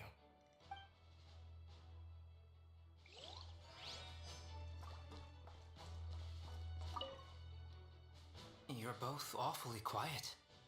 Why don't I start us off with an icebreaker? Much obliged. Have either of you ever had your portrait painted? If not, I'd be glad to help. That sounds like a lovely idea. You know how to paint then? I dabble occasionally. He's an excellent painter. Tables, chairs, people, dragons, you name it. He'll paint it for you. I'm flattered. If I ever get the chance, I'd like to give it a try myself. I'll bear that in mind. Anyway, how about you, Durin? What sort of portrait would you prefer? Oh, I'd be fine with anything. Whatever style feels best to you. Very well. Then I'll play it by ear. You can replicate any style I want? I can try. If you show me a sample, I'll do my best to match it. Thank you. In that case, I'll dig up some reference material for you. They're getting along. Truth be told, I can't remember the last time I was in a meeting with so many people. You're not alone there, my friend. The Lightkeepers also struggle to bring everyone together for a serious discussion. I don't doubt that. I've only ever met two Ratniki, one being you, and the other being that young guy, Itlua. Itlua is a good apple. I'll give him that. He's kind, honest, and regularly delivers supplies to my lighthouse. A true Ratnik to the core. In that sense, he puts me to shame. So you're what? A fake Ratnik? That's what it sounds like you're saying. But I get the feeling that's not quite what you meant. Come on, why the awkward silence? Sorry. I'm not even gonna bother trying to hide it. You've known all along, haven't you, my friend? Now that was an awkward silence. Let's just keep this between ourselves. Probably best if Eloa doesn't know, huh? That goes without saying. Gotta be careful what you share with youngsters, after all. Anyone else in the know? Let me guess. The Traveler and Paimon? It's dangerous being too sharp for one's own good, you know. Then, in the name of the Animo Archon Barbados himself, I swear your secret's safe with me. When we went for drinks, you said that you and Barbados were practically best buds. In the light of that claim, do you really expect me to take your oath seriously? Of course. Just as long as you don't go spreading around the fact that I'm close with Barbados, all right? Fair enough, then. Nothing like a bit of mutual leverage to seal the bonds of friendship.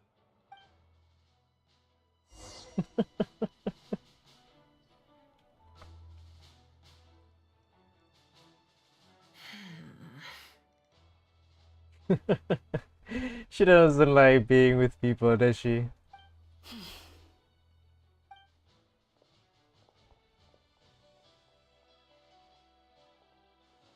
Ah, Miss Nefer. You made it after all. But what about Yehoda?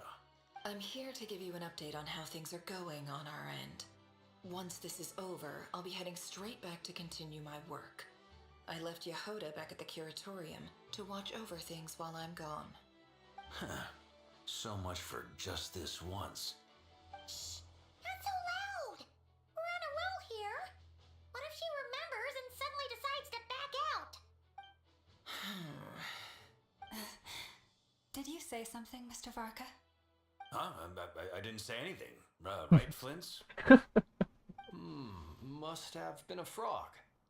They get so noisy around here at nighttime. It's like they're putting on a concert in the background. Anyway, before we begin, there's a few introductions to make.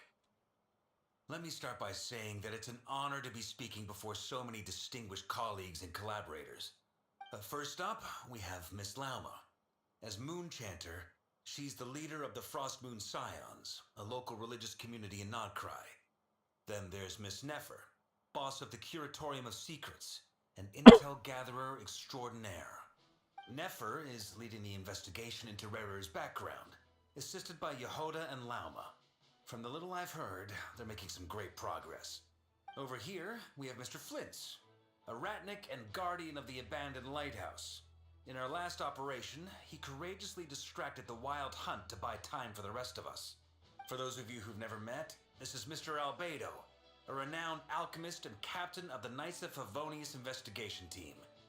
By his side is a new face for us all, myself included, Mr. Durin, who's come to lend his aid. Next up, we have the Moon Maiden and former Fatui Harbinger, Miss Columbina. Then we have the Traveler, who's earned more titles than I could possibly hope to list out, so I'll spare you the rundown. And Paimon, the ultimate travel companion and quite possibly the best guide in all of Tevat. Wow! That's a lot of people! Great turnout! Miss Nefer, it looks like you might have another job coming your way, so, congratulations on the booming business, I guess. You think I haven't got enough on my hands as it is? Who's looking for me now? That would be me, Miss Nefer. I have a commission for you. And you are? Who I am doesn't matter right now. What does matter is that I'd like you to gather more intelligence about the Recher of Solnari. Well, it's not as if we never take on anonymous commissions. But in your case, I'll have to decline. I'm gonna take a wild guess and say your job's probably more hassle than it's worth. Something about you seems like bad news. It's my eyes, isn't it? Conrian, I assume. And what's with the mask? Are you trying to hide your identity? In any case, the fact that you're even still alive raises an awful lot of questions for me. My name is Dainsleif. And yes, I am from Conria. As I'm sure you're aware, the Recher of Solnari's real name is Rerir. He was once an acquaintance of mine. Really? Then you must have been quite an influential figure yourself. You flatter me, but none of that matters anymore. My point was simply to clarify why I have asked Miss Nefer to investigate Rarir's background.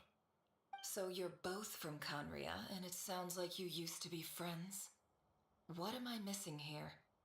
Surely you already know how he became one of the Five Sinners. I'll tell you everything I know. The history of Conria, the names and identities of the Five Sinners. I remember it all like it was yesterday. I have never spoken openly of this before, but the truth was exactly as people say. The Five Sinners were each driven by their own desires, and it was by playing upon these that the Abyss tempted them to their fall, tearing Conria apart in the process. The visionary, Vedifenir, who wished to foretell the future. The wise, Haroptatir, who sought limitless knowledge. Gold, Rhindaughter, who desired to create life. The foul, Sertologi, who pursued supreme strength. And last, but not least, Raker of Solnari, Rerir, Ravager of the Moon. Of the five, Rerir is the only one who remains a mystery to me. He never harbored grand ambitions. So what changed in the space of a single night? How did he come to fall like the others? In other words, you're saying that his change came as a shock to you, and you have no idea what actually happened? That's right. You mentioned how the Abyss tempted them, which led to their fall. But what did that look like in practice? And what other context can you give me about the events of that time? The more detail you can give me, the better. Strangely, now that it comes to it, I hardly know where to begin. The fateful night took place during the era of the Eclipse Dynasty.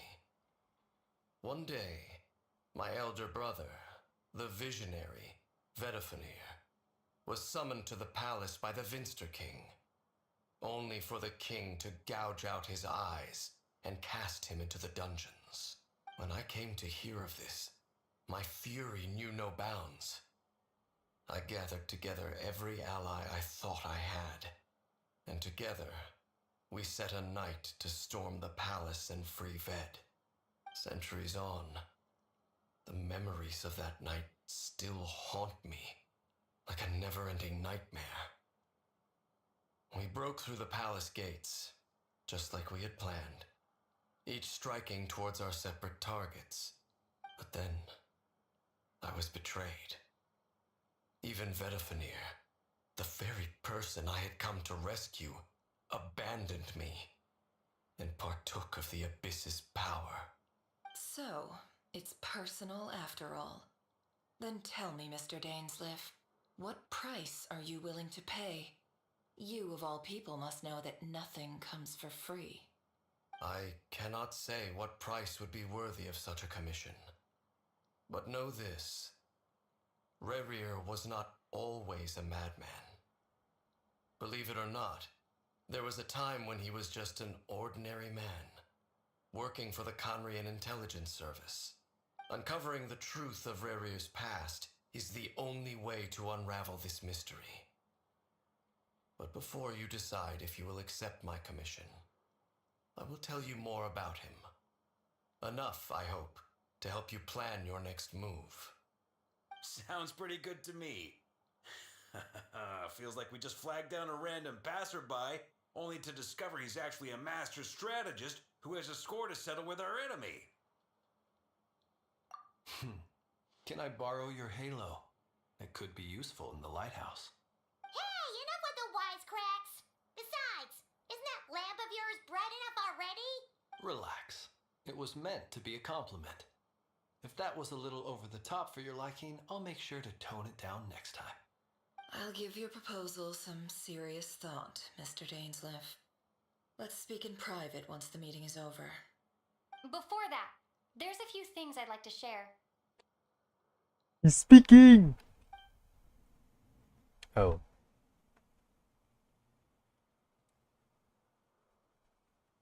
Now that we've united the hearts of the three moons, Your power should be greatly enhanced. But it seems like that hasn't happened yet.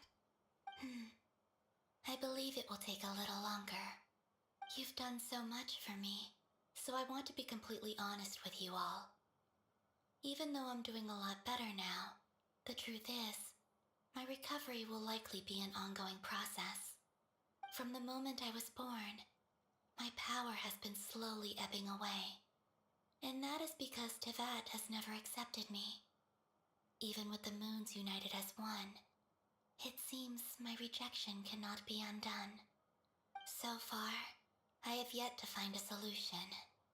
It may turn out to be a problem that will plague me until the day I finally leave this place behind. Even so, I will do everything in my power to help you drive out the Ray here of Solnari. As Arlecchino put it, this is not about chasing the spoils of victory. It's just a gesture of heartfelt gratitude. Kutar. Defeating the Ray here of Solnari will be no easy task. While my strength slowly recovers, we'll also need to gather more intel. Naturally. We should take all the help we can get if we hope to defeat him. We've considered several viable plans now, but our choice hinges on the answers to a few key questions. Is it even possible to kill Rairir? What experiences shaped the person or monster he became? And what's he really after? Given Albedo's expertise in alchemy, I think we should leave him to try and answer the first of these questions. Understood. As for the other two, I'm afraid we'll have to count on you again, Miss Nefer. Believe me when I say it's not my wish to burden you. But right now, relying on your skills is our only option. So you're placing all your hopes on me, huh? We can't thank you enough for agreeing to help us. Honestly, I can hardly believe how lucky we are. You sure have a talent for changing your tune, Miss Moonchanter. Timid like Yehoda one moment, then flinches insincere flattery the next. Ladies, please. I must object to your portrayal of me. That's all. Feel free to keep bickering. Just pretend I'm not here. I almost don't want to leave this room. I'm curious to see how this plays out. I have faith in you, Miss Nefer. Something tells me you'll stand by us until the very end. Oh? And what makes you so sure of that? What if I suddenly decide that my compensation is insufficient? This isn't about the money. I can sense that you've got a deep-seated distaste for Rairir. And knowing you, that alone is motive enough. Look at them getting along so well. Like two peas in a pod. And I'm the one they accuse of insincere flattery. There is no justice. Miss Lauma, you have to understand something.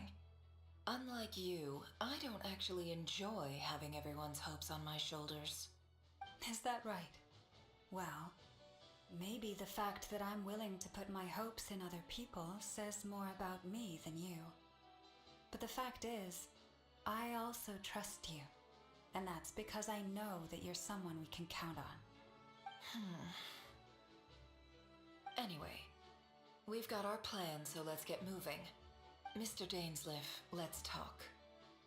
And Traveler, once we're finished, if you've nothing else planned, I'd like you to come with me. This whole experience is teaching me a lot. For instance, I now know that when other issues come up in the future, I'll have far more luck getting Lauma to convince Miss Nefer than trying to do it myself. Hate to say it, friend, but that's one of the funniest things I've heard in a while. Why? You think I've got it wrong? Quite the opposite. But what makes it so hilarious is how long it's taken you to realize.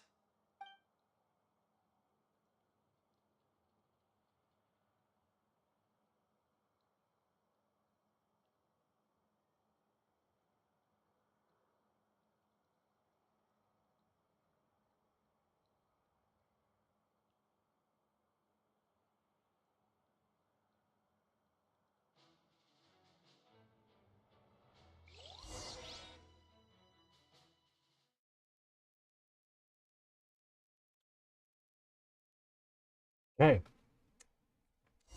This is all going swell. Let me guess, is this going to be like one of those like, you know, like John Wick moments? Because I saw the cutscene where like, you know, Ashru, is it? Ashru turns into Rerir, and maybe Rerir kills Ashru, and then Nefer's like, you kill my cat, and so I shall kill you. It's like a John Wick moment. It's like, you killed her cat. You killed her cat. Thank you for waiting. It's okay. We actually used the time to help Dainslift get a room at the hotel. That's very considerate of you. Now, I trust you share my curiosity about Rerir's past, and you seem fairly familiar with Mr. Dainsliff already. We spoke at some length after the meeting. He was the one who suggested I should invite you to join this operation. He feels confident that these secrets will be safe with you. Dane has a lot of faith in us, that's for sure. Likewise. I appreciate that you got right on board without interrogating me about why I invited you. It shows that you trust me to explain everything in due course. That's because we know what you're capable of. We appreciate you too, Nefer. You might have been forced to help in the beginning, but this time it was your choice. That's one way to put it. Another is this, that once a decision's been made, it's set in stone. After that, my only goal is to see it through. Alright, so here's how it is. I'm going to access Rerir's thoughts again using my confidential method. Now, I'm sure you've seen things like this before on your travels, so you're surely well aware of how dangerous it can be. The reason I've gathered you all here is to ensure my safety during the proceedings. I plan for us to enter the fragment of his consciousness together, and once inside, I will focus on searching for information. Think of this as a diving expedition into someone's brain. If I'm the diver, you are my safety equipment, tasked with keeping me alive while I'm under the surface. Once the ceremony begins, we will all be spying on privileged information. But in the interests of safety, you must remain absolutely silent at all times. We will discuss our observations after the ceremony has concluded. Lastly, any individuals of a weaker constitution are advised not to partake in the ceremony. In any case, Paimon has her own job to do, which requires staying in the room but not joining the ceremony.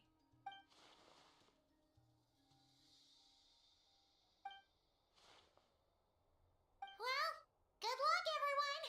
Sounds like all Paimon can do is cross her fingers and root for you guys. There's a little more to it than that. I was being serious when I said you have a job to do. While the rest of us are inside Rerir's mind, it's imperative that we have a team member on the outside. In the event that something goes wrong, you will be our first responder. I don't anticipate any issues, but the extra level of safety will be greatly appreciated. I second that. This is a dangerous operation here, and you're our whole rescue team. That's pretty much the most important job in the crew. So, Paimon's like the lifeguard? Yeah, that makes sense. Alright, got it. Good. Please, take a seat.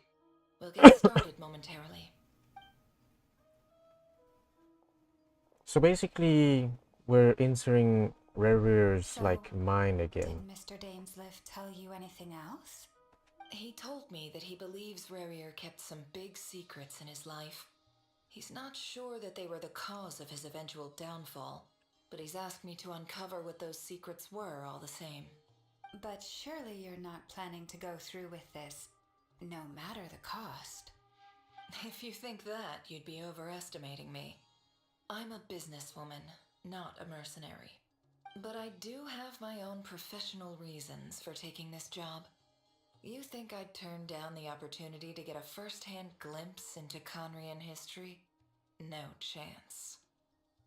Well, As long as you don't let morbid curiosity get in the way of safety concerns, we're good. We'll do whatever we can to help you. You're such a killjoy.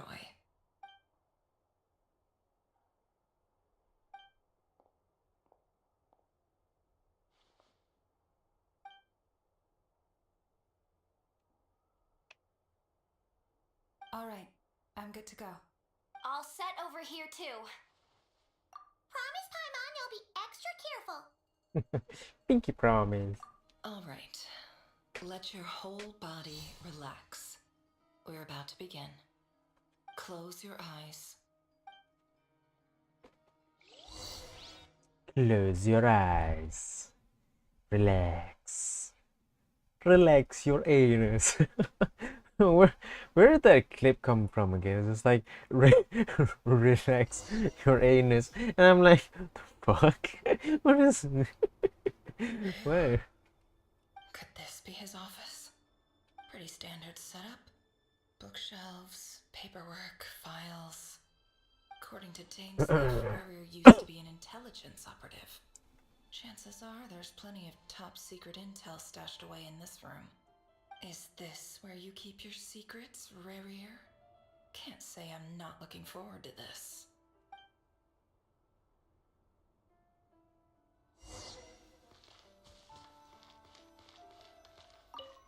He looks even gloomier than last time. I wonder what's changed. Oh. He looks even gloomier. Okay. Sit.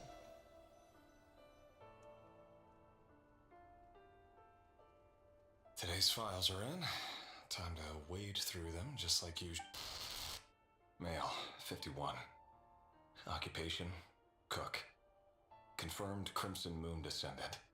Has maintained frequent contact with other descendants over the past year. Poses a threat to the dynasty. Neutralized.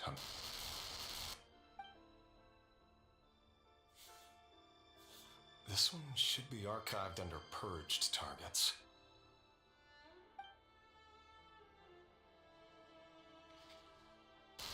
Female, 23. Occupation, office clerk. Confirmed Crimson Moon descendant. Has maintained frequent contact with other descendants over the past year. Poses a threat to the dynasty. Neutralized. Another one for purged targets. Yay, we're doing office work. Yeah, this is... Sounds like she was that other man's daughter. Never mind. This is fun, doing office work. Being a Japanese salaryman. Male, 40. Occupation, teacher. Confirmed Crimson Moon descendant. Has been observed making contact with other descendants during the past year. Poses a threat to the dynasty. Neutralized on... Just another nobody for the archive. Come to think of it, I remember surveilling this man. A case like his never would have been considered a priority in the past. Huh. He barely even interacted with other Crimson Moon descendants.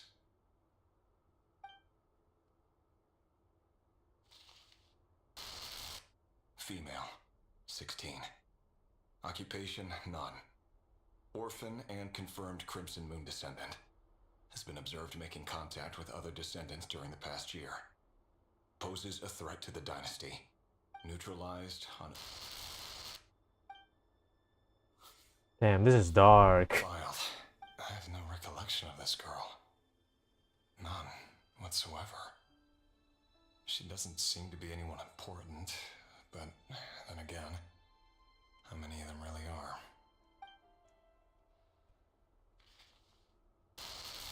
Female, 13. Occupation, none. Orphan and confirmed Crimson Moon descendant. Has been observed making contact with other descendants during the past year. Poses a threat to the dynasty. Neutralized on... Filed.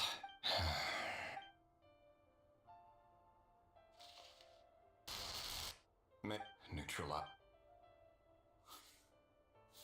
11 years. Male. 6 years?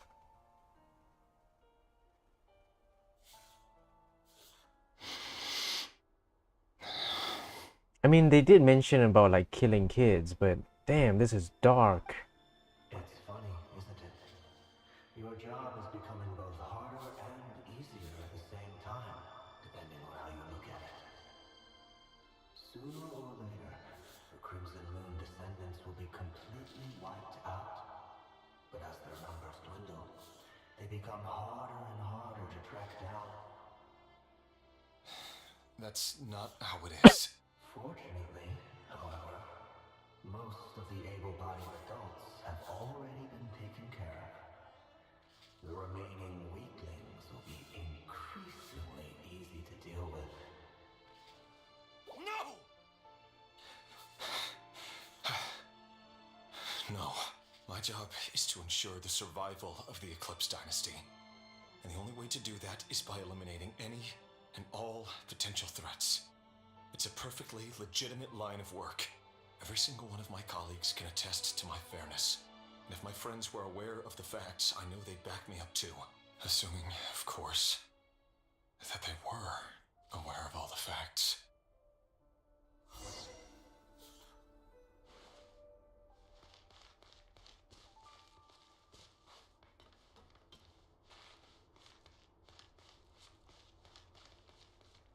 Oh.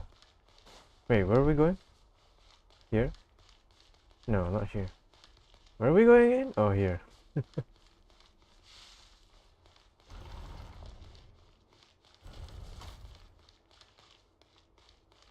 Water. Okay.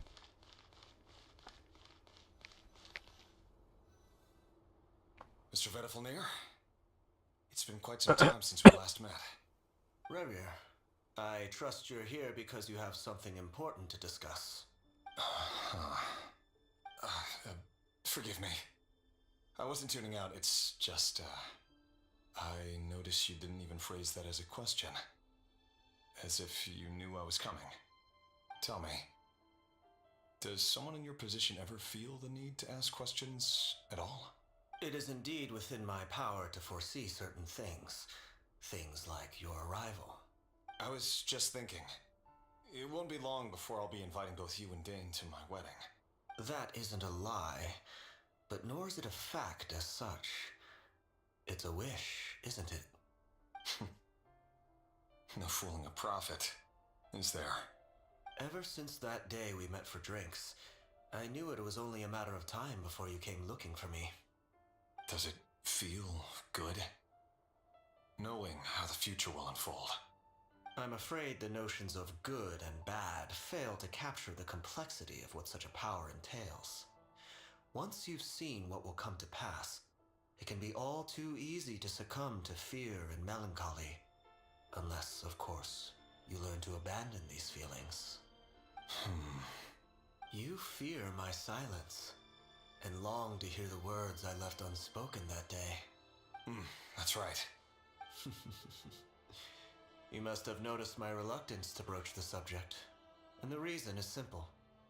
Because the truth could never have lived up to your hopes. For both our sakes, such words are better left unsaid. The burden of prophecy was never meant for your shoulders. So who exactly do you deem worthy to hear your prophecies? None but our exalted king? Or rather, our king as he once was. You're closer to his majesty than I am. You must know better than anyone how much he's changed. You say that as though it is to my benefit. Yet precisely because of that, I dare not speak rashly. A king can turn out to be the most virtuous of rulers, or a tyrant more terrible than the most vicious of dragons. You are so wise and far-sighted, yet still you would have me live in fear of the unknown? You make a fair point. Especially given my silence alone was all it took to send you spiraling downwards. Very well then. Let me offer you some advice. And I say this not as a prophet or a visionary, but simply as the brother of your friend. For many reasons, there is very little chance of your marriage ending in happiness. If happiness is what you seek, you should find another fiancé.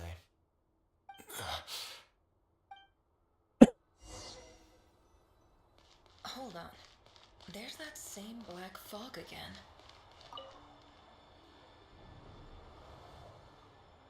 Wait.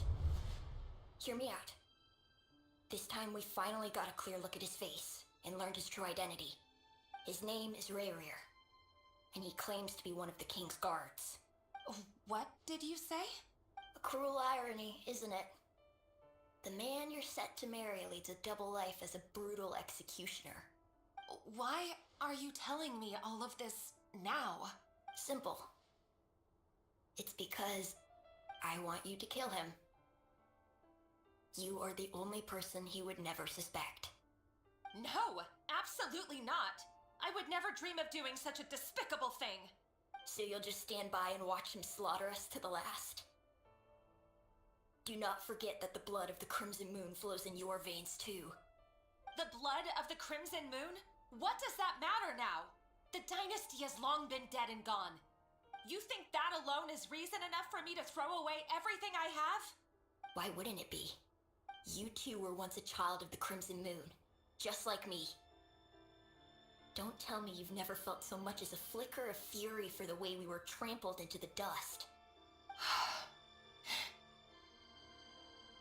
As long as you promise to abandon this pipe dream of restoring your dynasty, I can try to persuade him.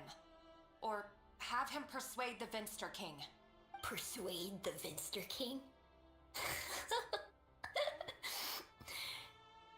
Do you even know why he's so obsessed with hunting us down? Why he keeps trying to force us to hand over our secrets over and over again? Or why we refuse to give up on restoring the dynasty? The Vinster King. A blind fool. His eyes clouded by powers from beyond this world. A petty little man with a miser's heart. And he dares to sit upon the throne? Mark my words. Sooner or later, Conria will fall. And it will be his doing. If you can't bring yourself to do it, so be it. Just you watch. It won't be long before calamity descends upon us all. The Rayrir of Solnari. That really is quite a secret you've been keeping from me, Rayrir. But who am I to talk? Am I really any better? I've kept my own past a secret this whole time too. Love should be built on honesty. But ours was born from lies. And yet, is it really so wrong to hide things that would only make life harder? If we don't cover up the parts that no one else should see, how can we go on pretending to be normal? Vedifulnir must have known all this. And that's why he made his prophecy. In the end, nothing stays hidden forever. But I won't just sit by and watch this disaster unfold. I'll do everything in my power to protect what I cannot afford to lose, no matter who I have to face.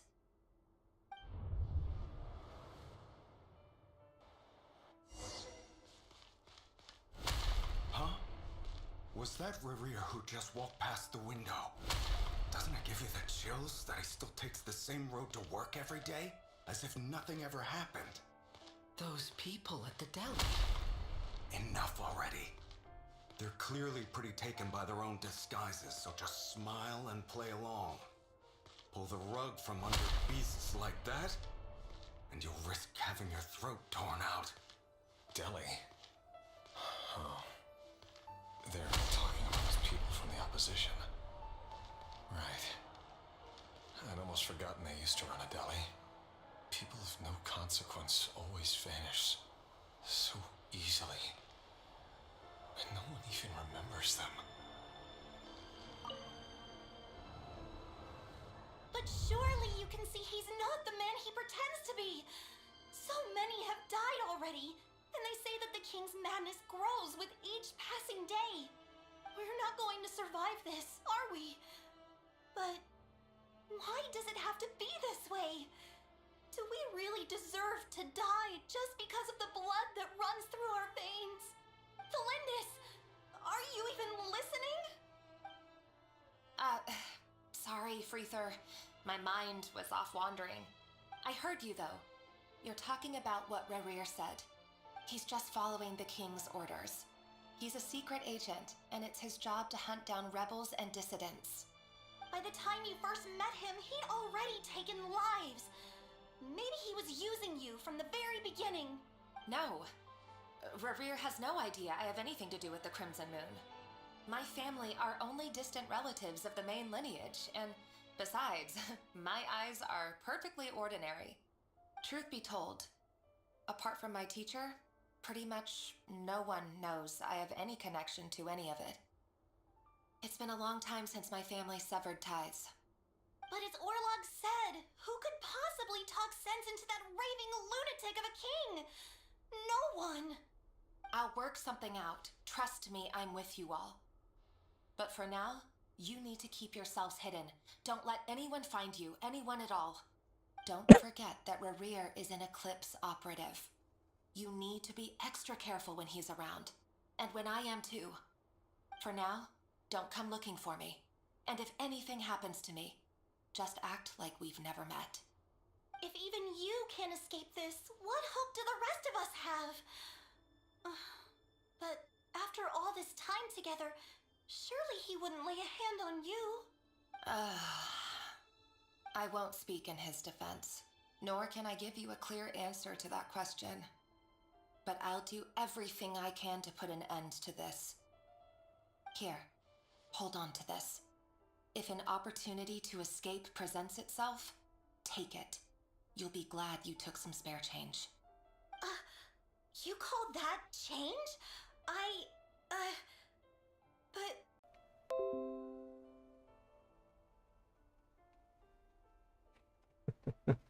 I just heard I got disconnected and then reconnected again. I've got a job, and there's still money coming in. But you can't go anywhere right now. Please think about yourself for once.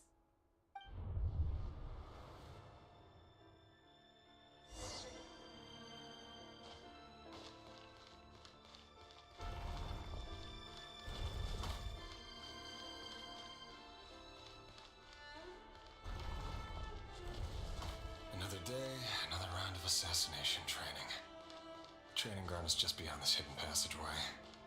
When you kill a person, doesn't it bother you when you end up covered in their blood? Why would it? Aren't we all just walking blood bags? But not everyone is accustomed to hunting down others like prey. You've been a hunter for so long now, you seem to have forgotten that most people don't just go around killing one another.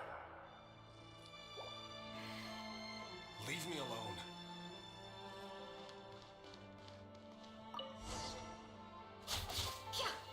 Make sure you have a firm grip on the handle. And choose your angle well. Keep your movements light and brisk. And the prey won't sense a thing.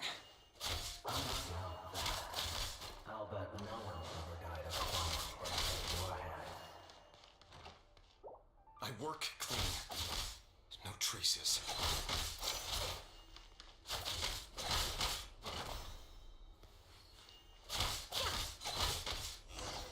That doesn't make it open and above board, though. The king just happens to need you right now. What if someday he doesn't? That won't happen. Things change. Ever since you fell under the spell of that power, in the beginning, you only actually got a handful of the guilty. The ones I've dealt with have always been guilty. And I've carried out my work flawlessly. Yeah.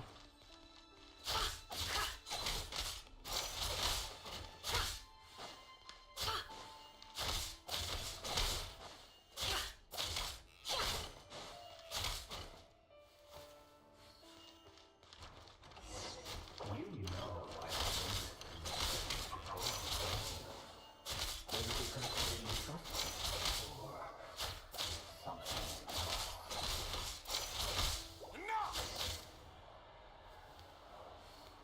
Damn.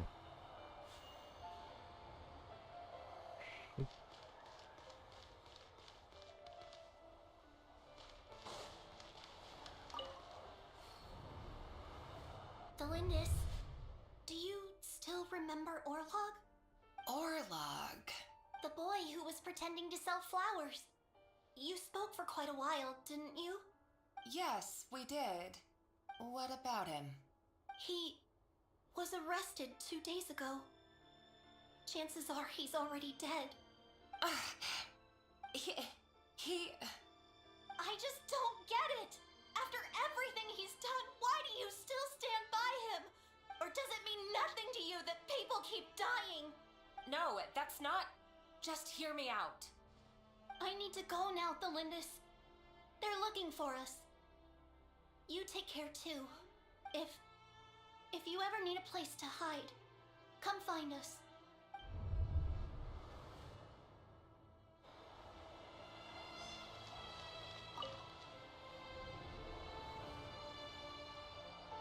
Author Thelindis.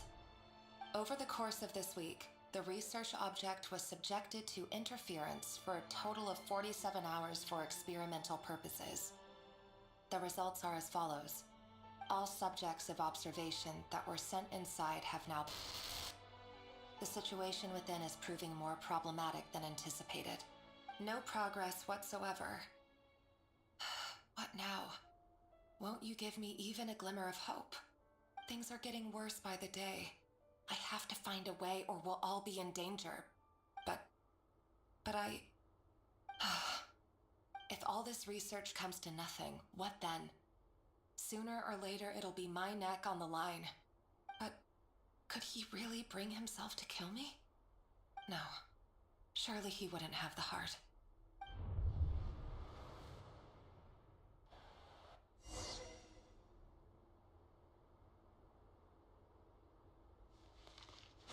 It's just getting darker and darker, isn't it?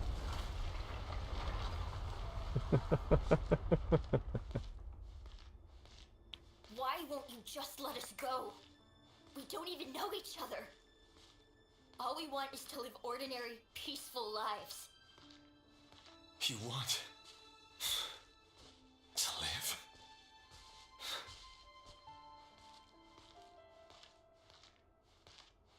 Yes. I just want to go on living. Is that really such an unforgivable crime?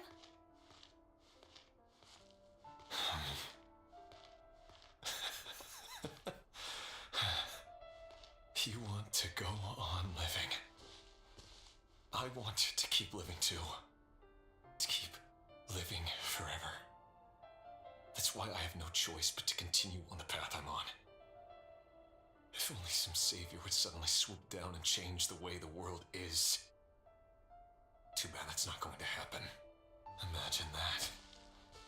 If there really were such a person, you and I wouldn't be standing here like this, would we? Yeah.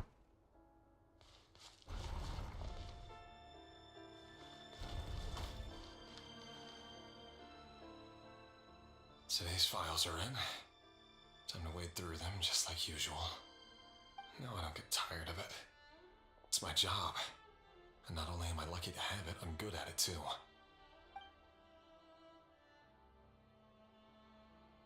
Huh. Wait. That's... Thelindis? No. No. No! Why? But you bear no mark of the Crimson Moon. How could you possibly have anything to do with them? It cannot be.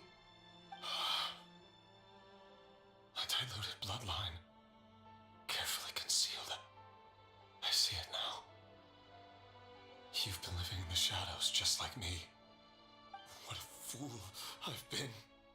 Numbing myself with talk of justice. Even imagining my friends would back me up. But in the end, Irminsul. Finster King! How far are you going to take this?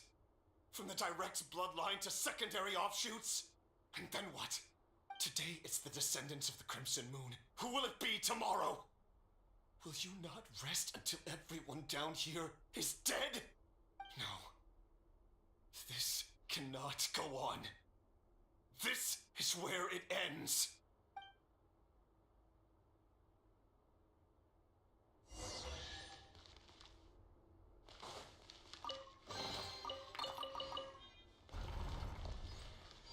We're just supposed to go here? Yeah.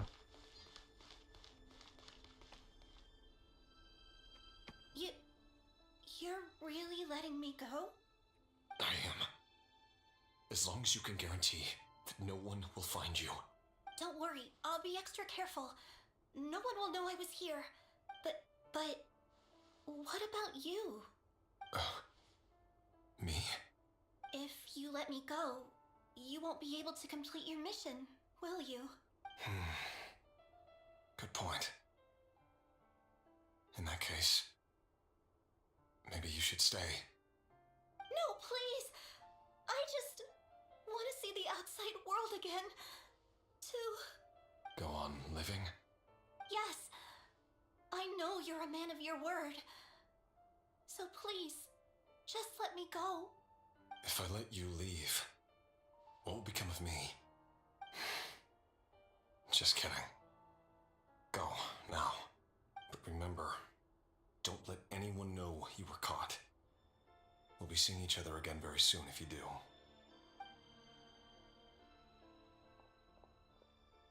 Even shadows in the dark must live by a code. But you can't save everyone. You've been whispering in my ear for days now, Vedifilnir. What are you trying to do? Break me down? I only say this because you long for an answer to your problems. Let her go, Rerir, or you risk losing everything. I will not abandon Thelindis. Then you'll need a little more vigilance and a lot more power. The world is changing, Rerir. Keep your eyes peeled for your moment of opportunity. That voice used to be so unclear, but now I know exactly whose it is. It's Vedifilnir.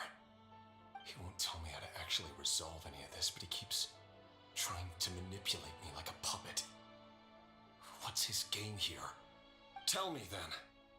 What will this moment of opportunity look like? And no answer. He's like a ghost. Always disturbing me when I'm on edge, but never answering when I need him most. So, the Eclipse Dynasty was purging, well, massacring the descendants of the Crimson Moon. And it seems like it was all connected to the Vinster King's research. The King's obsession with abyssal power left the future of Khaenri'ah hanging in the balance. No wonder every aspect of Rerir's life was so unstable. And it looks like this Thelindis, Rerir's would-be fiancée, herself belonged to a sub-branch of the Crimson Moon Dynasty's descendants. It almost defies belief that a couple like them could hide the truth from each other for so long. If the Vinster King hadn't intervened in such a drastic way, they might have gone on deceiving each other for the rest of their lives. And why does Vedifilnir, Daneslif's older brother, keep talking in Rerir's head? This guy kept more secrets than I ever imagined. The human mind is like a vast desert of shifting sands. When you follow the flow of someone's memories, you only ever see the parts they're willing to let surface. Time for something a bit more creative. We've been inside Rerir's mind this whole time, building up a picture of his psyche. There's already enough clues on the board to start reading between the lines and mapping out the rest. Now, we can finally begin to put the pieces together. Sure, it'll only be a reconstruction, part simulation, part reasoning, but it's usually pretty accurate. Once we've built up a cognitive profile, we just need to cross-check the logic behind his actions. And then we'll be able to take a sneak peek at whatever it is that Rerir has really been hiding.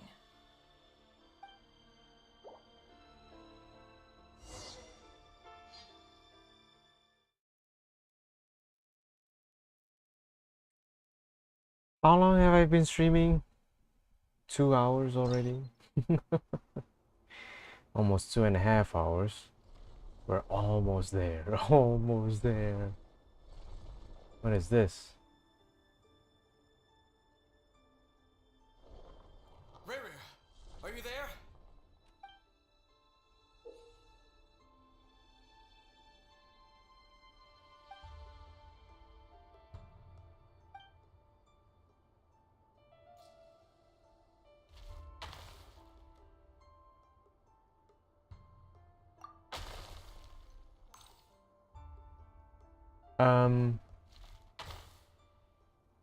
I don't get it. Okay.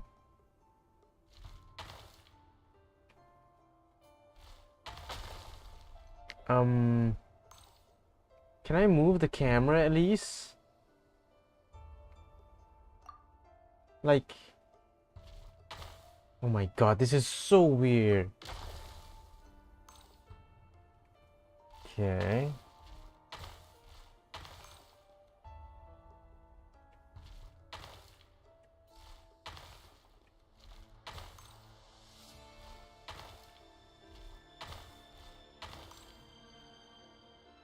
Hey, Riri!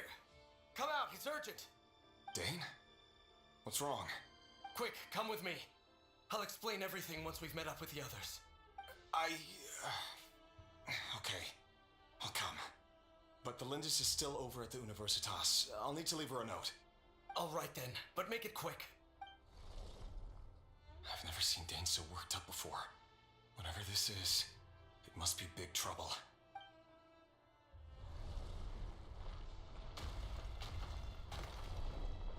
Hey.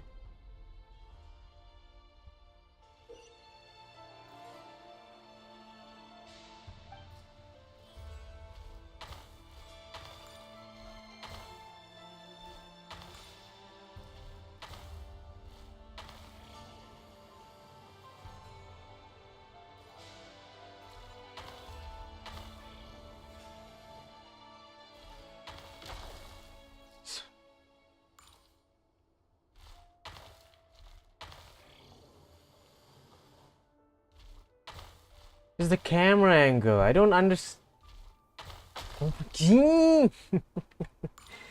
Like, why does it have to set up like this?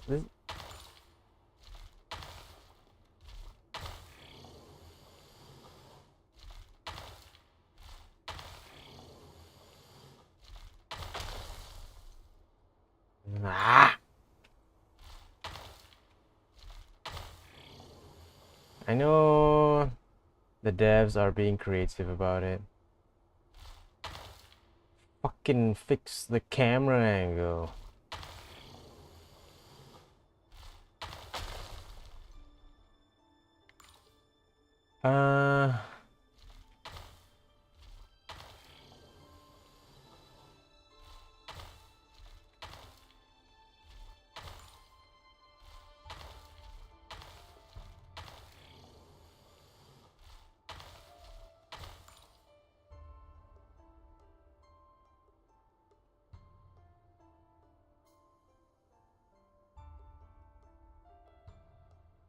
Well, this is a nice change, meeting you all at this hour. When men and women of ambition can speak face to face in broad daylight, I say that's a big step forward for our dear Conria. Don't be ridiculous. We do not fear the day. Why would we seek refuge in the night? You might ask your blade that same question. I'm told it prefers the cover of darkness. The word on the street is that Sertologi only strikes when he has an unfair advantage. But that is patently false. I see you're missing an arm and a leg. Surely only a fair fight could explain that. If this is your way of offering me replacement limbs, believe me, I'll take them. Oh, we can certainly discuss that. With bioalchemy, anything is possible. Assuming I have your full support in my research. Lunatic. Robtatir, what brings you here? Why, Dainsliff, of course. He invited me.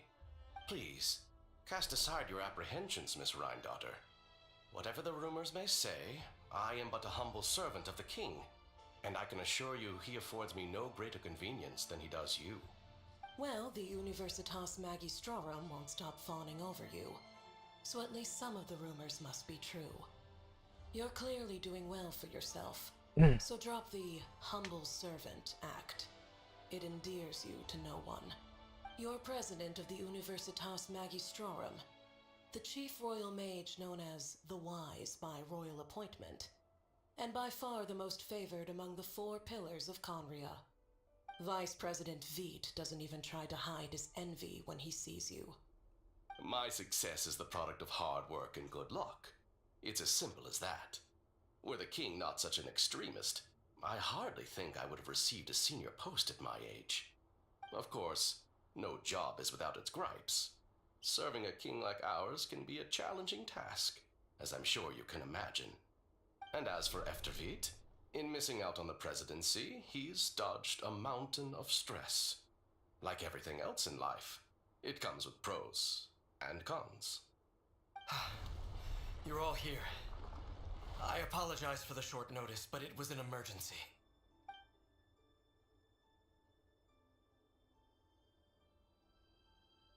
You must be Rerir.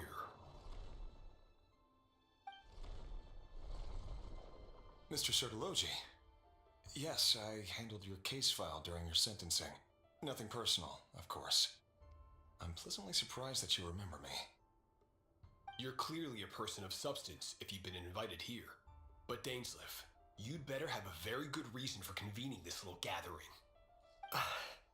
It's my brother, Vedafenir. After he spoke at the court this morning, the king was so infuriated by his words that he had him blinded in both eyes and thrown in prison. Vedafenir in prison? Strange. I thought the king trusted him and Hoyoverse more than anyone else in the world. Does this mean the king's circle of trust just got even smaller? It has nothing to do with trust.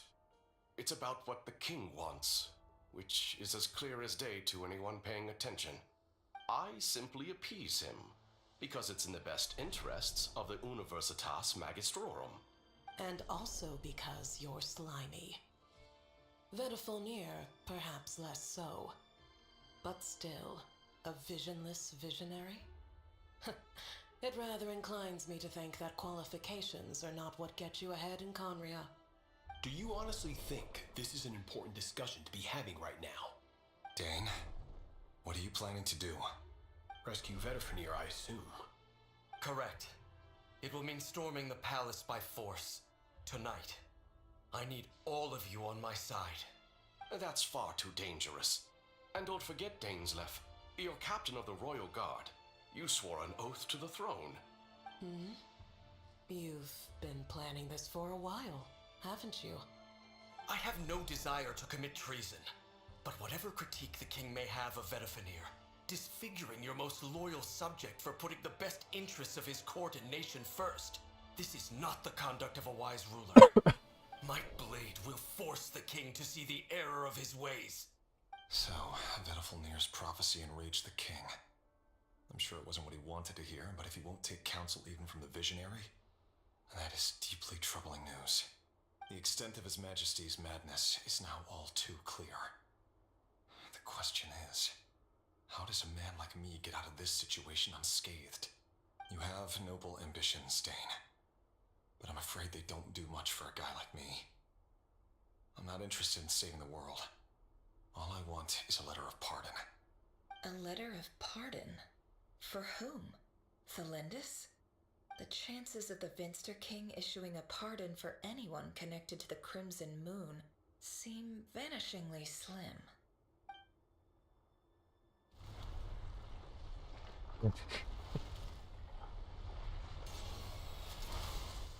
Okay. This black fog over the board must have some connection to Thelindis. But why is it taking this form? Does it have something to do with Rerir's past? Nope. Another mystery I'll need to unravel.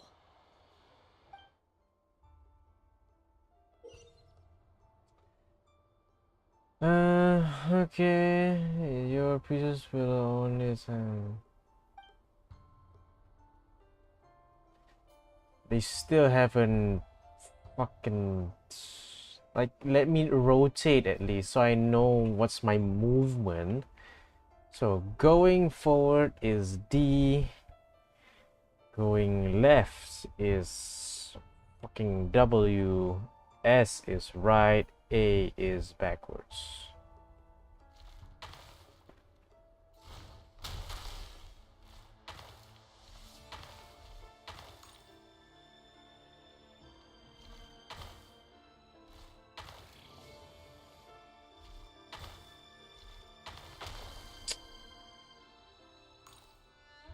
Okay.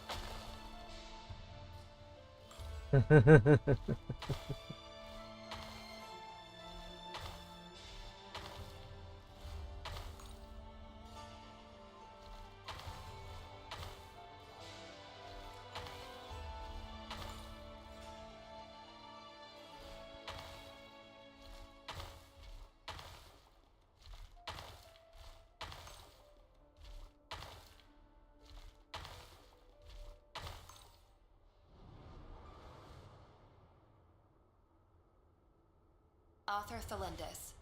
Over the course of this week, the research object was subjected to interference for a total of 60 hours for experimental purposes.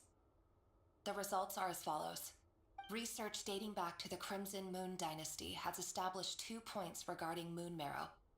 Firstly, its origins have something to do with a god's power. Secondly, it serves as a portal to an as-yet indeterminate location. Moon marrow can thus be defined as a spatial gateway. However, there are a number of hurdles to overcome before we can answer the question of where it leads to. To start with, opening the gateway requires a specific power source, which the relevant literature indicates. An enormous amount of power is then required to keep the gate open. Currently, the total power output of our instruments remains in the single digits. To make matters worse, I am now the only staff member remaining in the Moon Marrow lab. The Universitas Magistrorum recently decided to move most of its personnel into abyssal energy research, which has stymied all Crimson Moon-related projects. This is not a wise move. I've always maintained that placing all our hopes in a single source of power is risky, especially one as poorly understood as this. As well as making ourselves overly reliant on a single resource, we are neglecting other promising technologies. I apologize if this comes across as disrespectful. But as a Moon Marrow researcher, I desperately want to see the world beyond the gateway. If we really made it there one day, what would we find? And how would we go about taming the unknown? My imagination is endlessly fueled by questions such as these.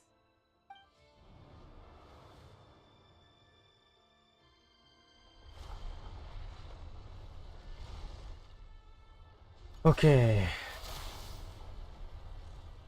Now we gotta go where? There, okay. This isn't the best time for me to use my brain right now. Okay.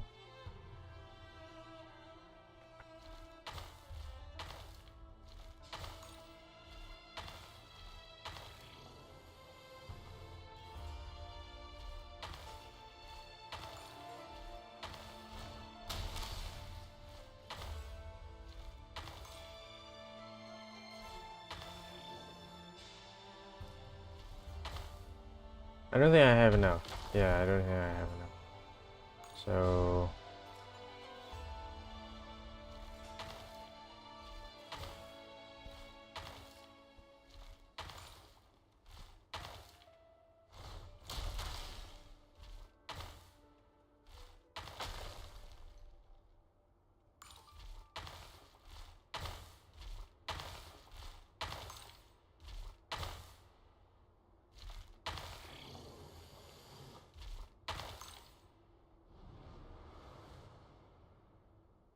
This is for you.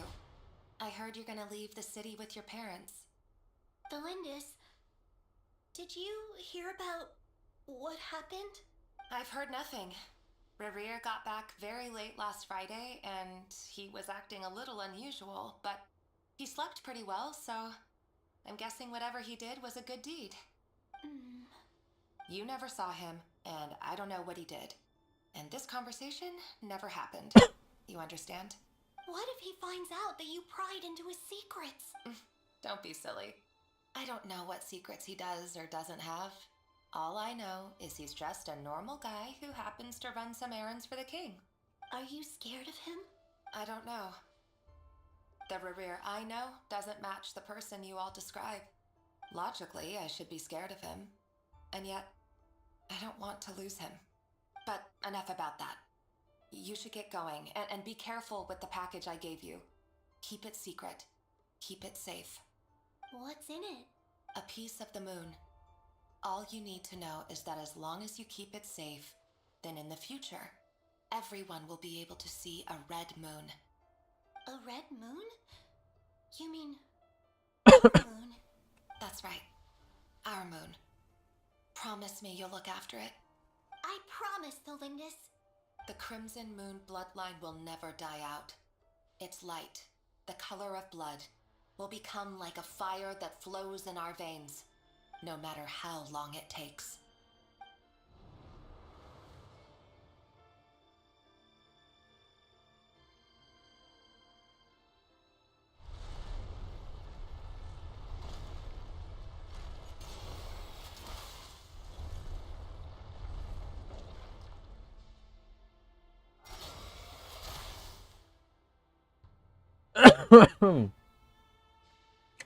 Okay. So I'm guessing a head-on approach is wise. Okay. Hello, Sean. How are you doing?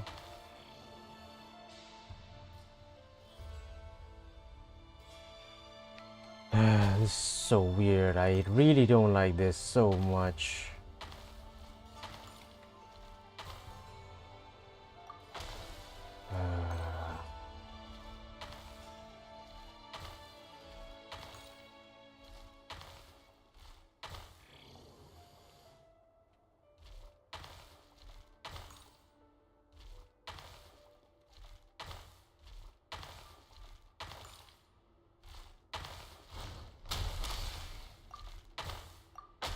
Just gonna reset the fucking thing. Oh my god.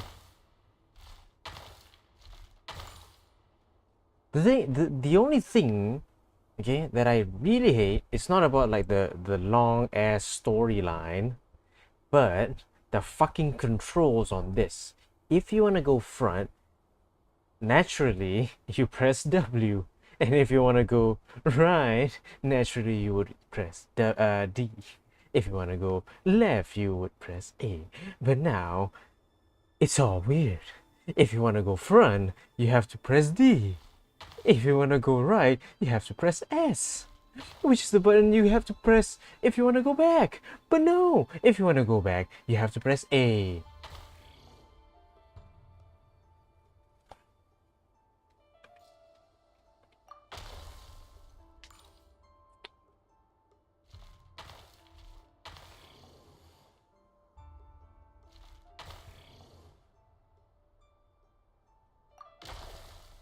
What do I have to do?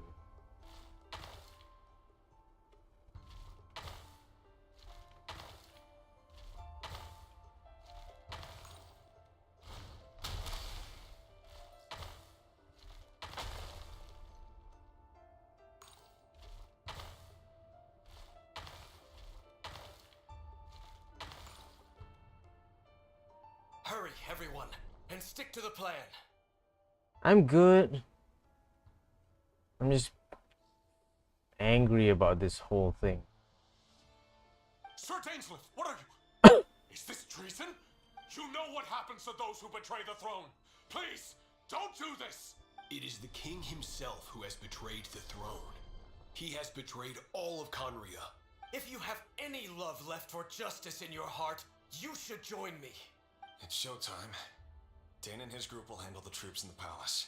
Then Hraptatir and Rheindotter will disarm the security measures. My job is to enter the prison and rescue Vedafilnir. Stay safe. Wish me luck. Look after my brother. Draw your blade. It is time for justice to prevail. I still have to do the thing. Gosh.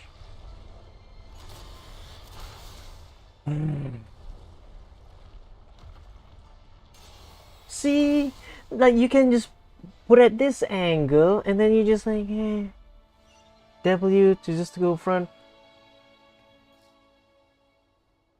Okay, where am I going? Okay, so I want to go back. Oh my god, it's so fucked up. The camera angles is just so fucked up. Okay, how many moves? 5. 1, 2, 3, 4, 5. I'm just gonna keep that way. 1, 2, 3. Okay. 1.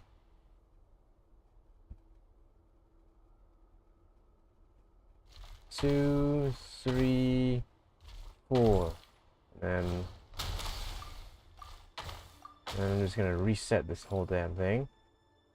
1, 2, 3, 4, 5. 1, 2. 1, 2, 3, 4, 5, 6. 1, 2, 3, 4. This place is filthy. And the smell is abominable. Clearly the king doesn't allow his prisoners a single shred of dignity. This is dire. Found you. Hello, Mr. Vedafilnir. It's you. Surprised? Oh, wait. I guess surprise isn't an emotion that prophets feel very often. I certainly felt some surprise in the moment when I was blinded. Surprise at the king's sheer ignorance. Surprise at just how unfairly this world responds to words of earnest remonstration. I'm curious. What did you prophesize this time? It wasn't a prophecy. It was a word of warning. Someone had to say it. The king has forsaken all reason in pursuit of his obsessions. I simply told him that if he continues on this path, Khaenri'ah will surely fall. But he didn't listen. Worse still, he stabbed you in both eyes and locked you away. Dane asked for my help. The court is in complete chaos now, but I'm sure you predicted that. Everything is transpiring as I foresaw, yet I am powerless to change it. Fate is an immutable force. I can but lament as the inevitable unfolds. I do wonder whether giving a man the power to see the future does nothing more for him than slowly crush his spirits. Forgive my curtness, Vedafilnir, but the king did not suddenly turn on you today. His suspicions have been brewing for a long time. You can't have wisdom beyond the reach of your fellow man without attracting his fear and suspicion. There are things the king does not want to see. So, he doesn't want you having visions of them either. He blinded you because he thought this would make the visions stop. He wasn't entirely wrong. I did indeed lose my power to see the future. Right up until... Until what? Just now. I believe I saw something new. Well, tonight could go a lot of different ways. 5 of us banded together to storm the palace, also we could rescue you. This will go down as the most tumultuous day in Khaenri'ah history. I sense hatred in you, but also hope. A desperate hope that with the tyrant deposed, that will be the end of the story. But this is not the end. It is the beginning of a new chapter in a whole new story. There are many men of honor and courage in this world, Rarier. Sorry. But you are not one of them. Alright. You're not Thank here for God justice, there's no more are chess game after this. You're here for yourself. Is that a dagger? Interesting. Why not the polearm? It was always your weapon of choice. With your abilities, I don't doubt that you were able to recover some of your sight. But I also doubt that you want to make an enemy of me right now. Of course not. We're on the same side, aren't we? We could be. But I need you to be honest with me, Vedafilnir. At this point, you're my only hope for the future. You mean your future? With your beloved, Felindis? Yes. And I know there are bigger things at stake here. A dynasty, a nation, maybe the entire world. But forgive me, I care first and foremost about myself. I can't abandon the one I love to save myself. I just can't do it. But you see a broader picture of the future than I. You see the solutions to the biggest problems of our age. So tell me, what is my solution? What's the answer? In matters of fate, answers are either right or wrong. What will be and what will not. Maybe you are willing to pay a certain price in the pursuit of happiness, but unfortunately, fate does not negotiate. That is the cruelest thing about fate. It is unmoved by your sacrifices. That can't be true. I know it's your voice that I keep hearing in my head, urging me to see how the world is changing, to seek more power, so I can protect the things I love. You show me disaster, but you won't show me how to avoid it? Why? Why are you doing all this? My voice. In your head.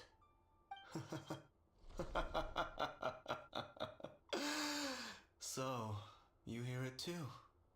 The voice that steals your mind, gains your trust, and drives you crazy. It turns out that we are not so different, you and I. Vedafilnir just broke into the strangest smile I've ever seen in my life, as if he'd discovered some monumental secret. But then he suddenly switched to looking extremely weary. Very well then. My advice to you is as follows. You must persevere. Whatever trials and tribulations you may face, be steadfast in the belief that they are your path to the future.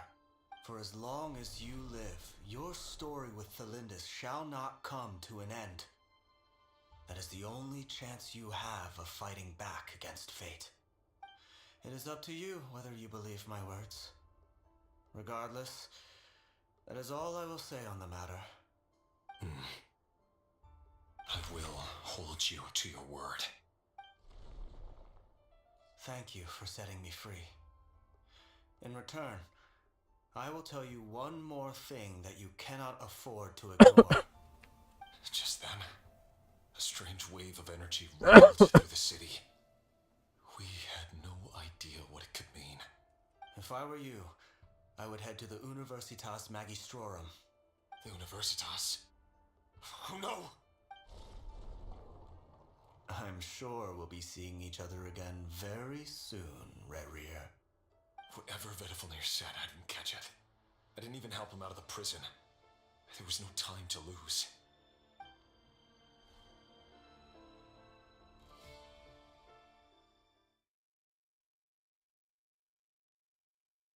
Are we done? Is there like a cutscene? What are we gonna do? Thank you for the precious chest.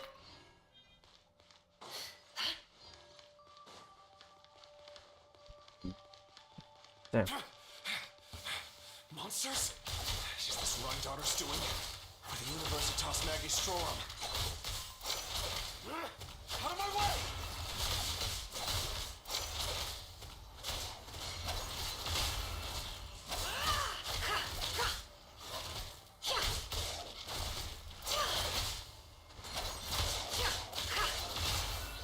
What a joke!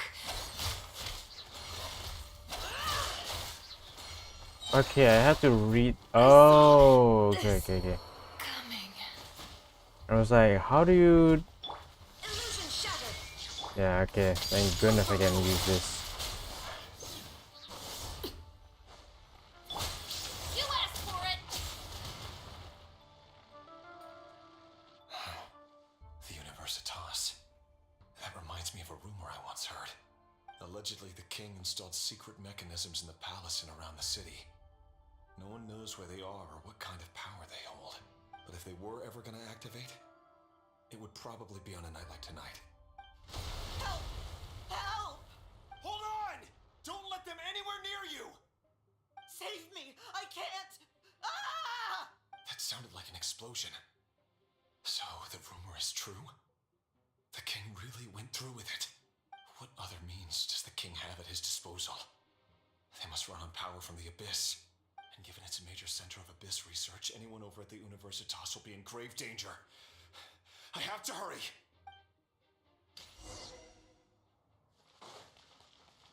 Alright, give everyone a piece of lasagna. Next time, if there's enemies, I'll turn on the freaking UI.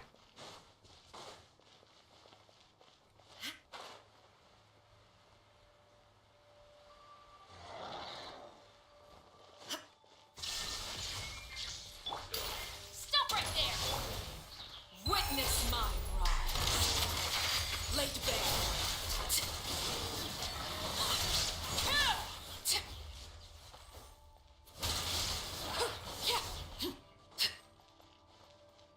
There is no escape. Drop your weapons. Off we go. Everybody stand back. It all adds up. No more lies. Can't hide the truth. Seek within. Transfixed.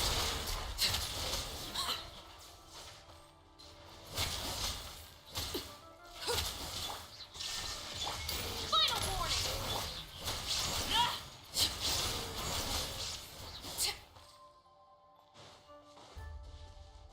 Illusion shattered. Hands where I can see 'em. Teamwork is strength. Overruled.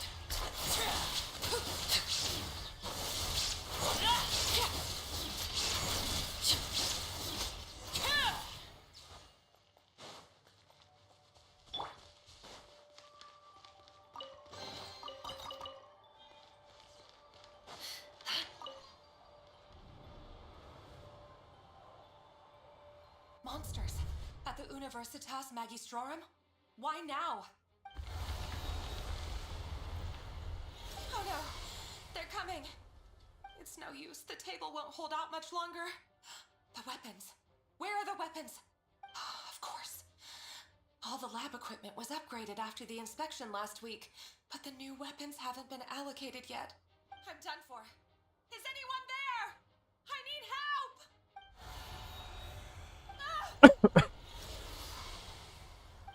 Stay back! Please stay back! Please!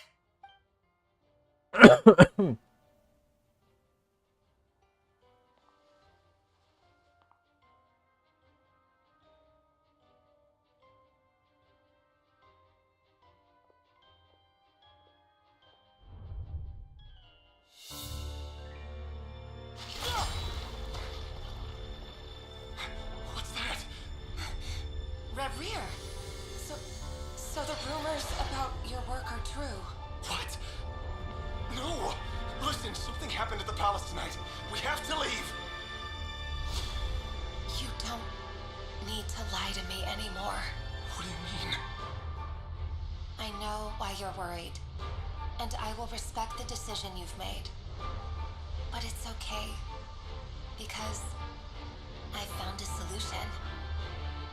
I know how to end all this. You can have it back. The normal life you so desire. But until then, I'm afraid our wedding will have to wait. Lindis? No, don't do it! Lindis!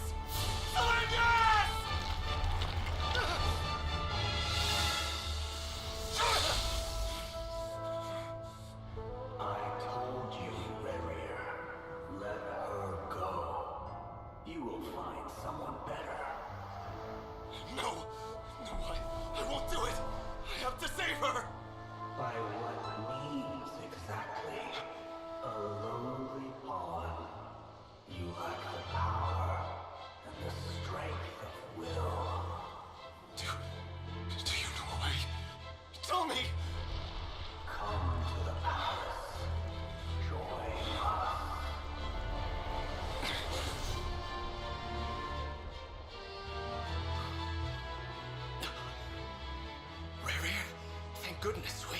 Step forth and take your share. You made it. Not you too.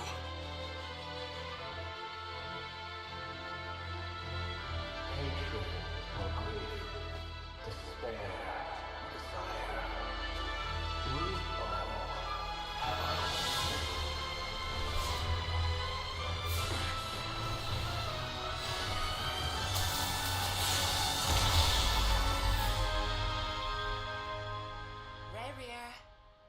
Rarier. Lindis. Were you daydreaming?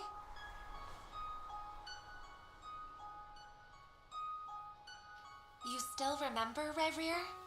That question you asked me a couple of weeks ago? Oh. You mean the proposal? Yeah. I'm wondering, where do you think would be a good place to discuss it? Maybe in the garden? Or were you thinking a fancy restaurant? It's your choice.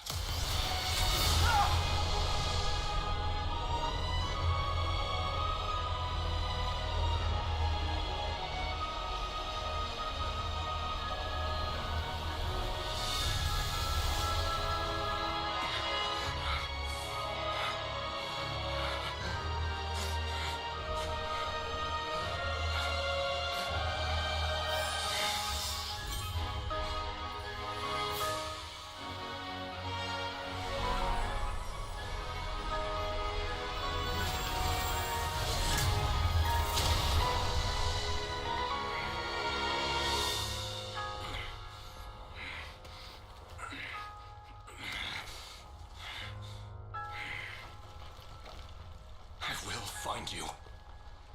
And then you can give me your answer.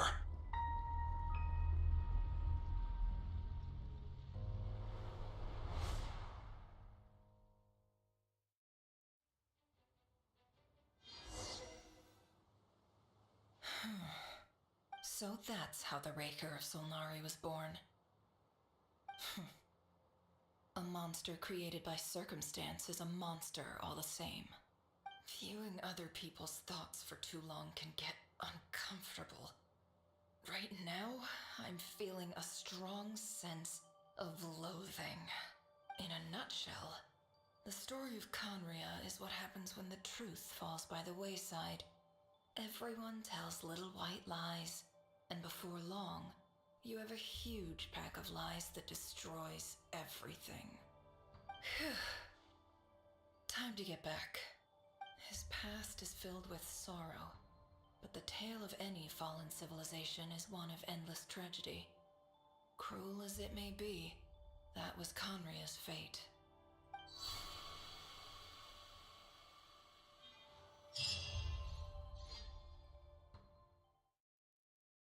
Okay. It was fun.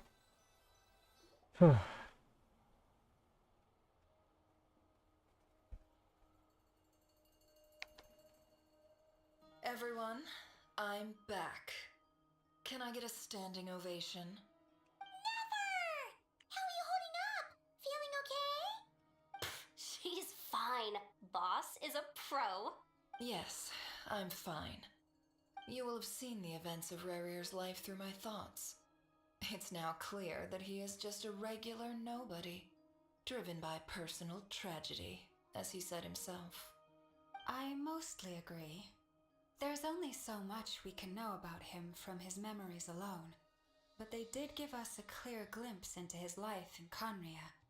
However, I would not consider Rarir to be a nobody. He was deeply involved in the events of that era. Yet, when the catastrophe of a generation strikes, nobody is safe. Sounds to me like you're speaking in riddles again.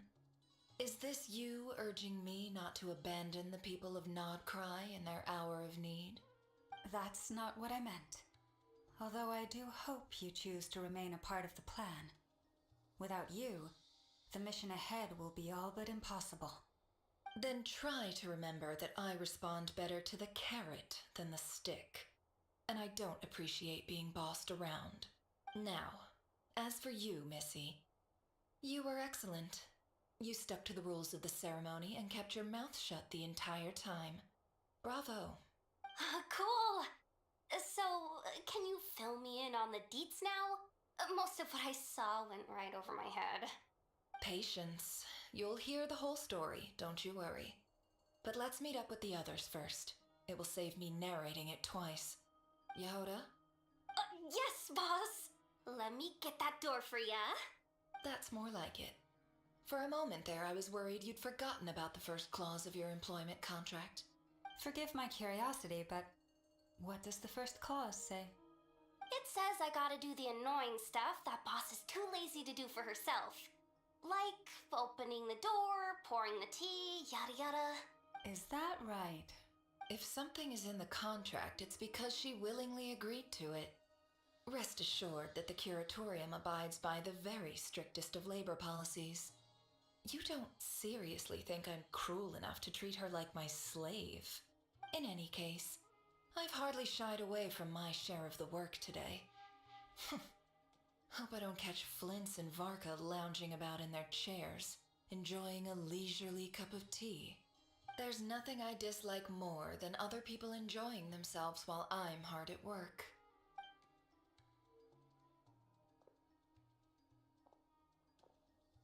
Oh no.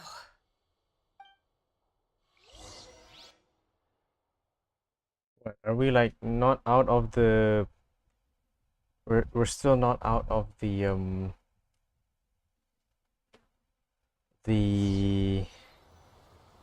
ceremony yet? Sorry to disturb you, but we seem to have run into some trouble. Evidently so. Don't worry, I'm not about to leave you to fend for yourselves. I'm not that kind of boss. And it would go against the curatorium's labor policy. I'm sorry. What did you hear me say? I wasn't talking about labor policy. Wait. How long have I been standing here? Not long. You just appeared by the door a moment ago.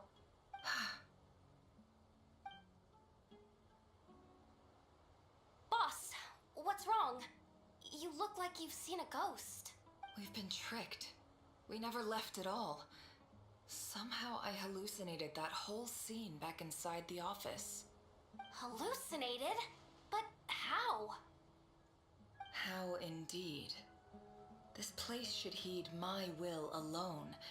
All thoughts and actions that occur in here are just a result of pawns moving across the chessboard in a carefully calculated manner.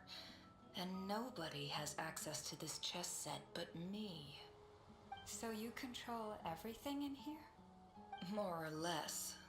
But yes, it's a special technique of mine. Has anything like this ever happened before? Only once. It was the first time I used the chess set. Is there any similarity between what happened then and what's happening now? I suppose my thoughts are a little turbulent, which was also the case my first time. Is there anything I can do to help? The first clause of your contract clearly states that I only need your help with things that I'm too lazy to do myself. Meaning you're not feeling lazy right now? Meaning this is not something Yehoda can help with. The chess set is a personal treasure that I alone understand. I must be the one to find our way out of here. Boss, it's fine. Really. Let me do something useful. Oh, listen to you. Whatever would I do without you, Yehoda? What? Really? Yes, really. Where would I ever find another employee as obedient and servile as you? God forbid anything ever happens to you. Oh, okay. Well, anyway, I was thinking of fetching some water. There's gotta be a source around here somewhere. I suggest everyone finds someplace comfortable to take a rest. We gotta conserve our energy. Even though all this chess malarkey doesn't exist in a physical sense, mentally speaking, it's all real. And so is our tiredness and fatigue. You don't want to dismiss mental fatigue. Just because it isn't physical doesn't mean it's any less serious. But anyway, I got your backs, so don't worry about a thing. Don't I have the best employees? Jealous much? If we can find a suitable time, I'd love to borrow Yehoda for a day to help out at the Frost Moon Scions. Would you be amenable to that, Boss Nefer? Oh, Lama. Have I ever told you just how pretty you are? Beauty runs from the tips of your antlers to the depths of your imagination. Time to rally, everyone. Follow me. As we continue our journey, the same rules will apply. That means stay focused and no talking no matter what we encounter. And don't disturb the chess pieces. You have my word that I will get us all out of here.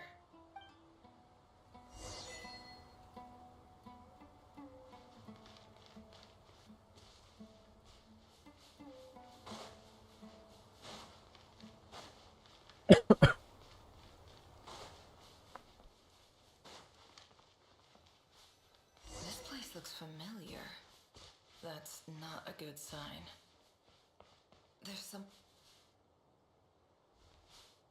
I wasn't expecting visitors at this hour. Wait, is that? Oh, it's him. There you are! Sinue's been looking for you all day. I think he has some news for you. Oh yeah? What were you doing just now, Uncle Retinue? Hiding away some more loose change? I know I saw some Mora. What do you mean loose change? Oh, come on, I'm too old for this. Just pretend you saw nothing.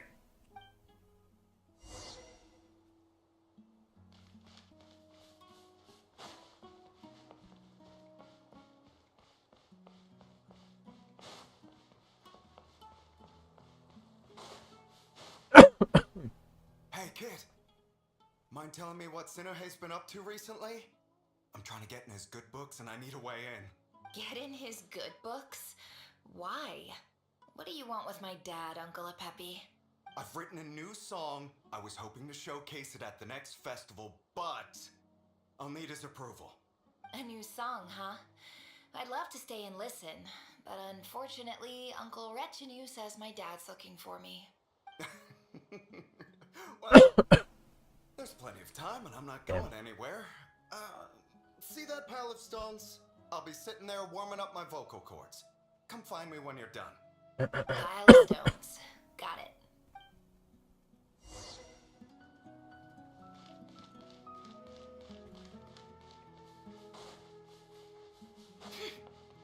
it. This all seems wrong. It seems wrong. It looks wrong. Everything looks wrong. Hi, Dad. Uncle Retinue said you were looking for me. Ah, there's my little princess. If you'd gotten back just a little sooner, you could have shared the spoils of war with me. Spoils of war? Who were you fighting against, Dad? It was just a figure of speech. The aftermath of a sandstorm is no time to be waging war. I was talking about our war against thirst. I went out to fix our water supply problem, and now I'm back. Which means... We have a well again! That's right. I found a new one and brought back as much water as I could carry. It should last us for a good while. If it wasn't for these blasted sandstorms, our wells wouldn't be caving in. You wouldn't be spending all your time out searching for new water sources. As the chief of our tribe, I'm supposed to be leading us out of hardship and poverty, onto better things. You know how prosperous our ancestors were. I've told you all the stories. And look at us now. Squeezed into these hovels. No one would choose this, if it wasn't for the endless wars over the years. But things are looking up. I started working with some folks from the academia a few months back. They gave me some contacts in return for my assistance in the desert. So you're the academia's helper now? Special ambassador, they call it. Think of it as a partnership. It's nothing bad, okay? We've been isolated here in the desert for too long. Seeking opportunities elsewhere is the best thing for us, and the fastest way to progress. So, Do you get anything good out of being a special ambassador? Of course. My luck's improving all the time. One day, I swear I'm gonna lead us out of this place. We'll find somewhere new. Somewhere better.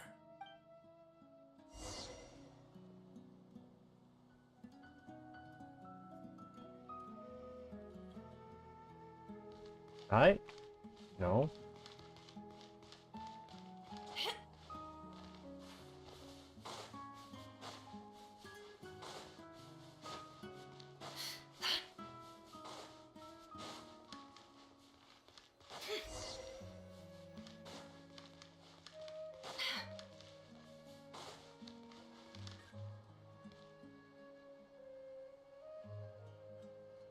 That's our well, and you know it. You stole from us. Well, you've gone from chief to thief, and now you have to face the consequences. Did you really think you could take our water without permission and get away with it? You're either brave, stupid, or both. And that special ambassador act? Yeah, nice try. We spoke to the academia. They said it was all news to them. You're a liar and a cheat.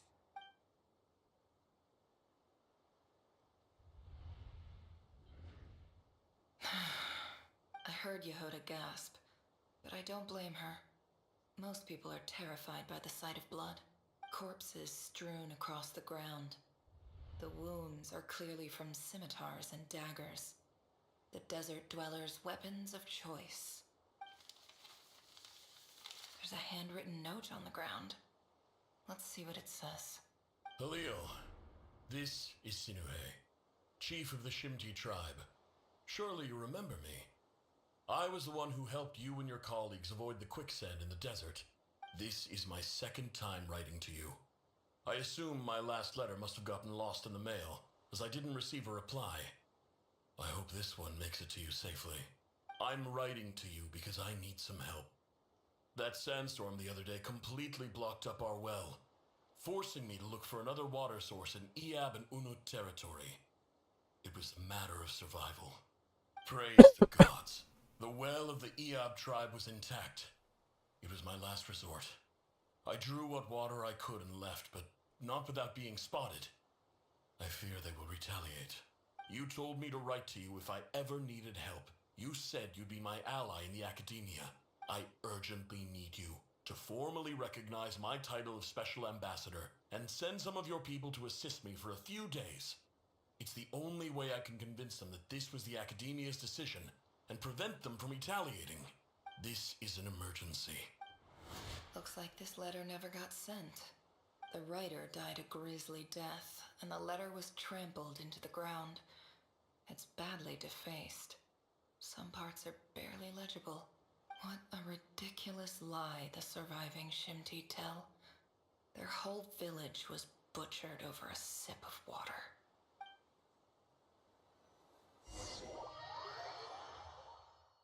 Okay, another long ass story cutscene. Oh gosh. I gotta go to work tomorrow. That's the thing.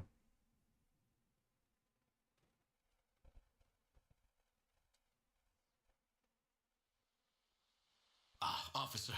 Welcome. Welcome to our humble village. I thought you would at least have the courtesy to provide some respectable libations. This is the finest wine our village has to offer. I promise.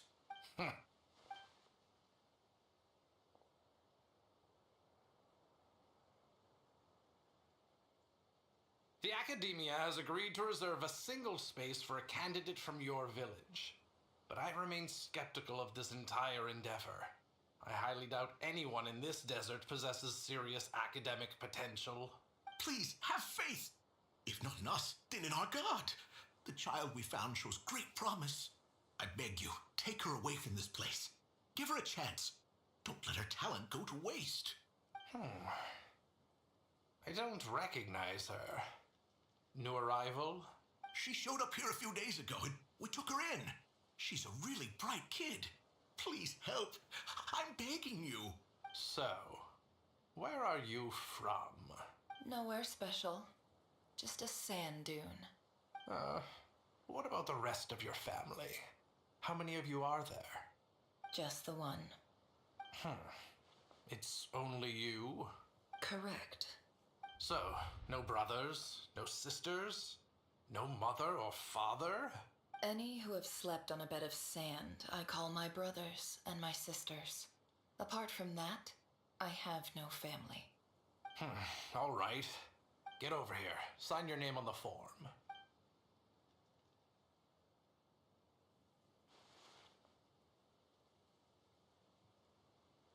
Never?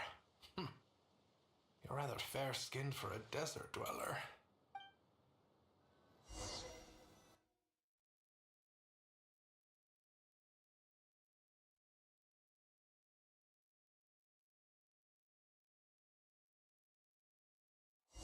How far are we going in this? It's taking too long.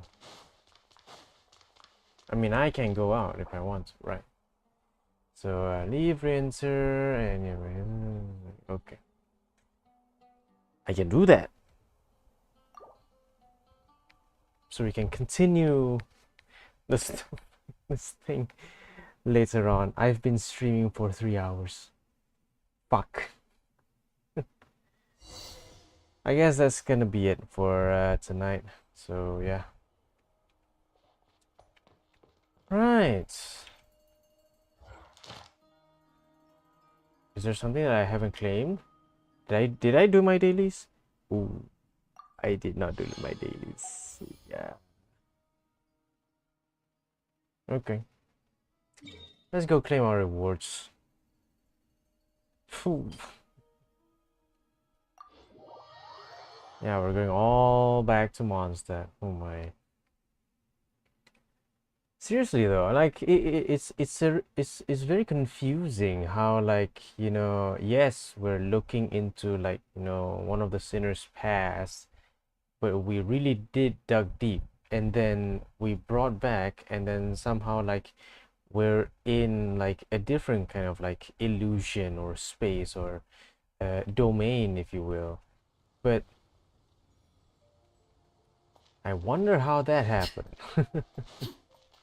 I wonder how that happened. I know we're like messing with, like, you know, a piece of like or is it rarest part or something. It's confusing, it's baffling overall, you know, like I need answers. I need answers. Like, I need answers. So what's the name of this one? I know we're not on the, yeah, this is Dance of Death, Serpent and Scorpion. So we're not actually there yet. Nah. we're gonna continue this tomorrow. If if I can. So thank you guys for anyone who's actually watching. It's kind of weird that you guys are actually watching me streaming at the middle of the night. So thank you for watching. Hey Black, what's up? I'm gonna pause the quest because we've just, you know, like now we're trying to, yeah, like it says, by means of special ceremony, you finally learn about erasure of Solnari's various paths. Now all that's left is to leave this place. However, something seems to have gone wrong with the ritual and accidentally find yourself in the desert. So yeah, so I'm just gonna leave that there, and then tomorrow I'll continue to find out how the fuck we actually end up in the desert. So it's just like I don't know, like a pin or something, like a bookmark, right? So we'll continue this tomorrow. No, I'm not doing a 10 pull. I'm sorry, Black. No matter how many times you're gonna ask, you can ask until, like, how long is what is it, Nefer's banner? How long is it? Probably like 18 days. Yeah, 18 days. So 18 days. Even if it's like the last 15 hours, even if it's like the last 15 hours, and you're still asking me to pull for Nefer, I'm sorry. I'm sorry. I cannot pull for Nefer because I already did. I've already did. And you know what? I lost my 50-50. And no, I'm not giving up C1 Arlecchino for C0 Nefer that I have to build. People only realize like it's a new character, must pull, must pull. Once you pulled her, you gotta build her, right? All that effort, all down the drain, just to wish for a character I like. I like Nefer, but I gotta build Nefer.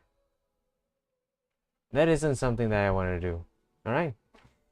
Thank you. And really, seriously, like honestly speaking, even if you did give me like, you know, whatever crystals thing, what is it called? I don't know what it is. What is it called? Welkin, it's not Welkin. Crystal, like, yeah, Genesis crystals. Even if you buy me Genesis crystals, I won't even pull for Nefer. No. I got a job to do. Okay? I have a job. Like not a lot of people have nowadays. Not a lot of people have jobs, and I have a job tomorrow that I have to do. So thank you guys for watching. Always remember to always seize the day, live your way, and always remember to be the best versions of yourselves. Okay? Alright guys, thanks for watching. I'll see you later. Ciao. Fuck. I'll do the abyss when I want to.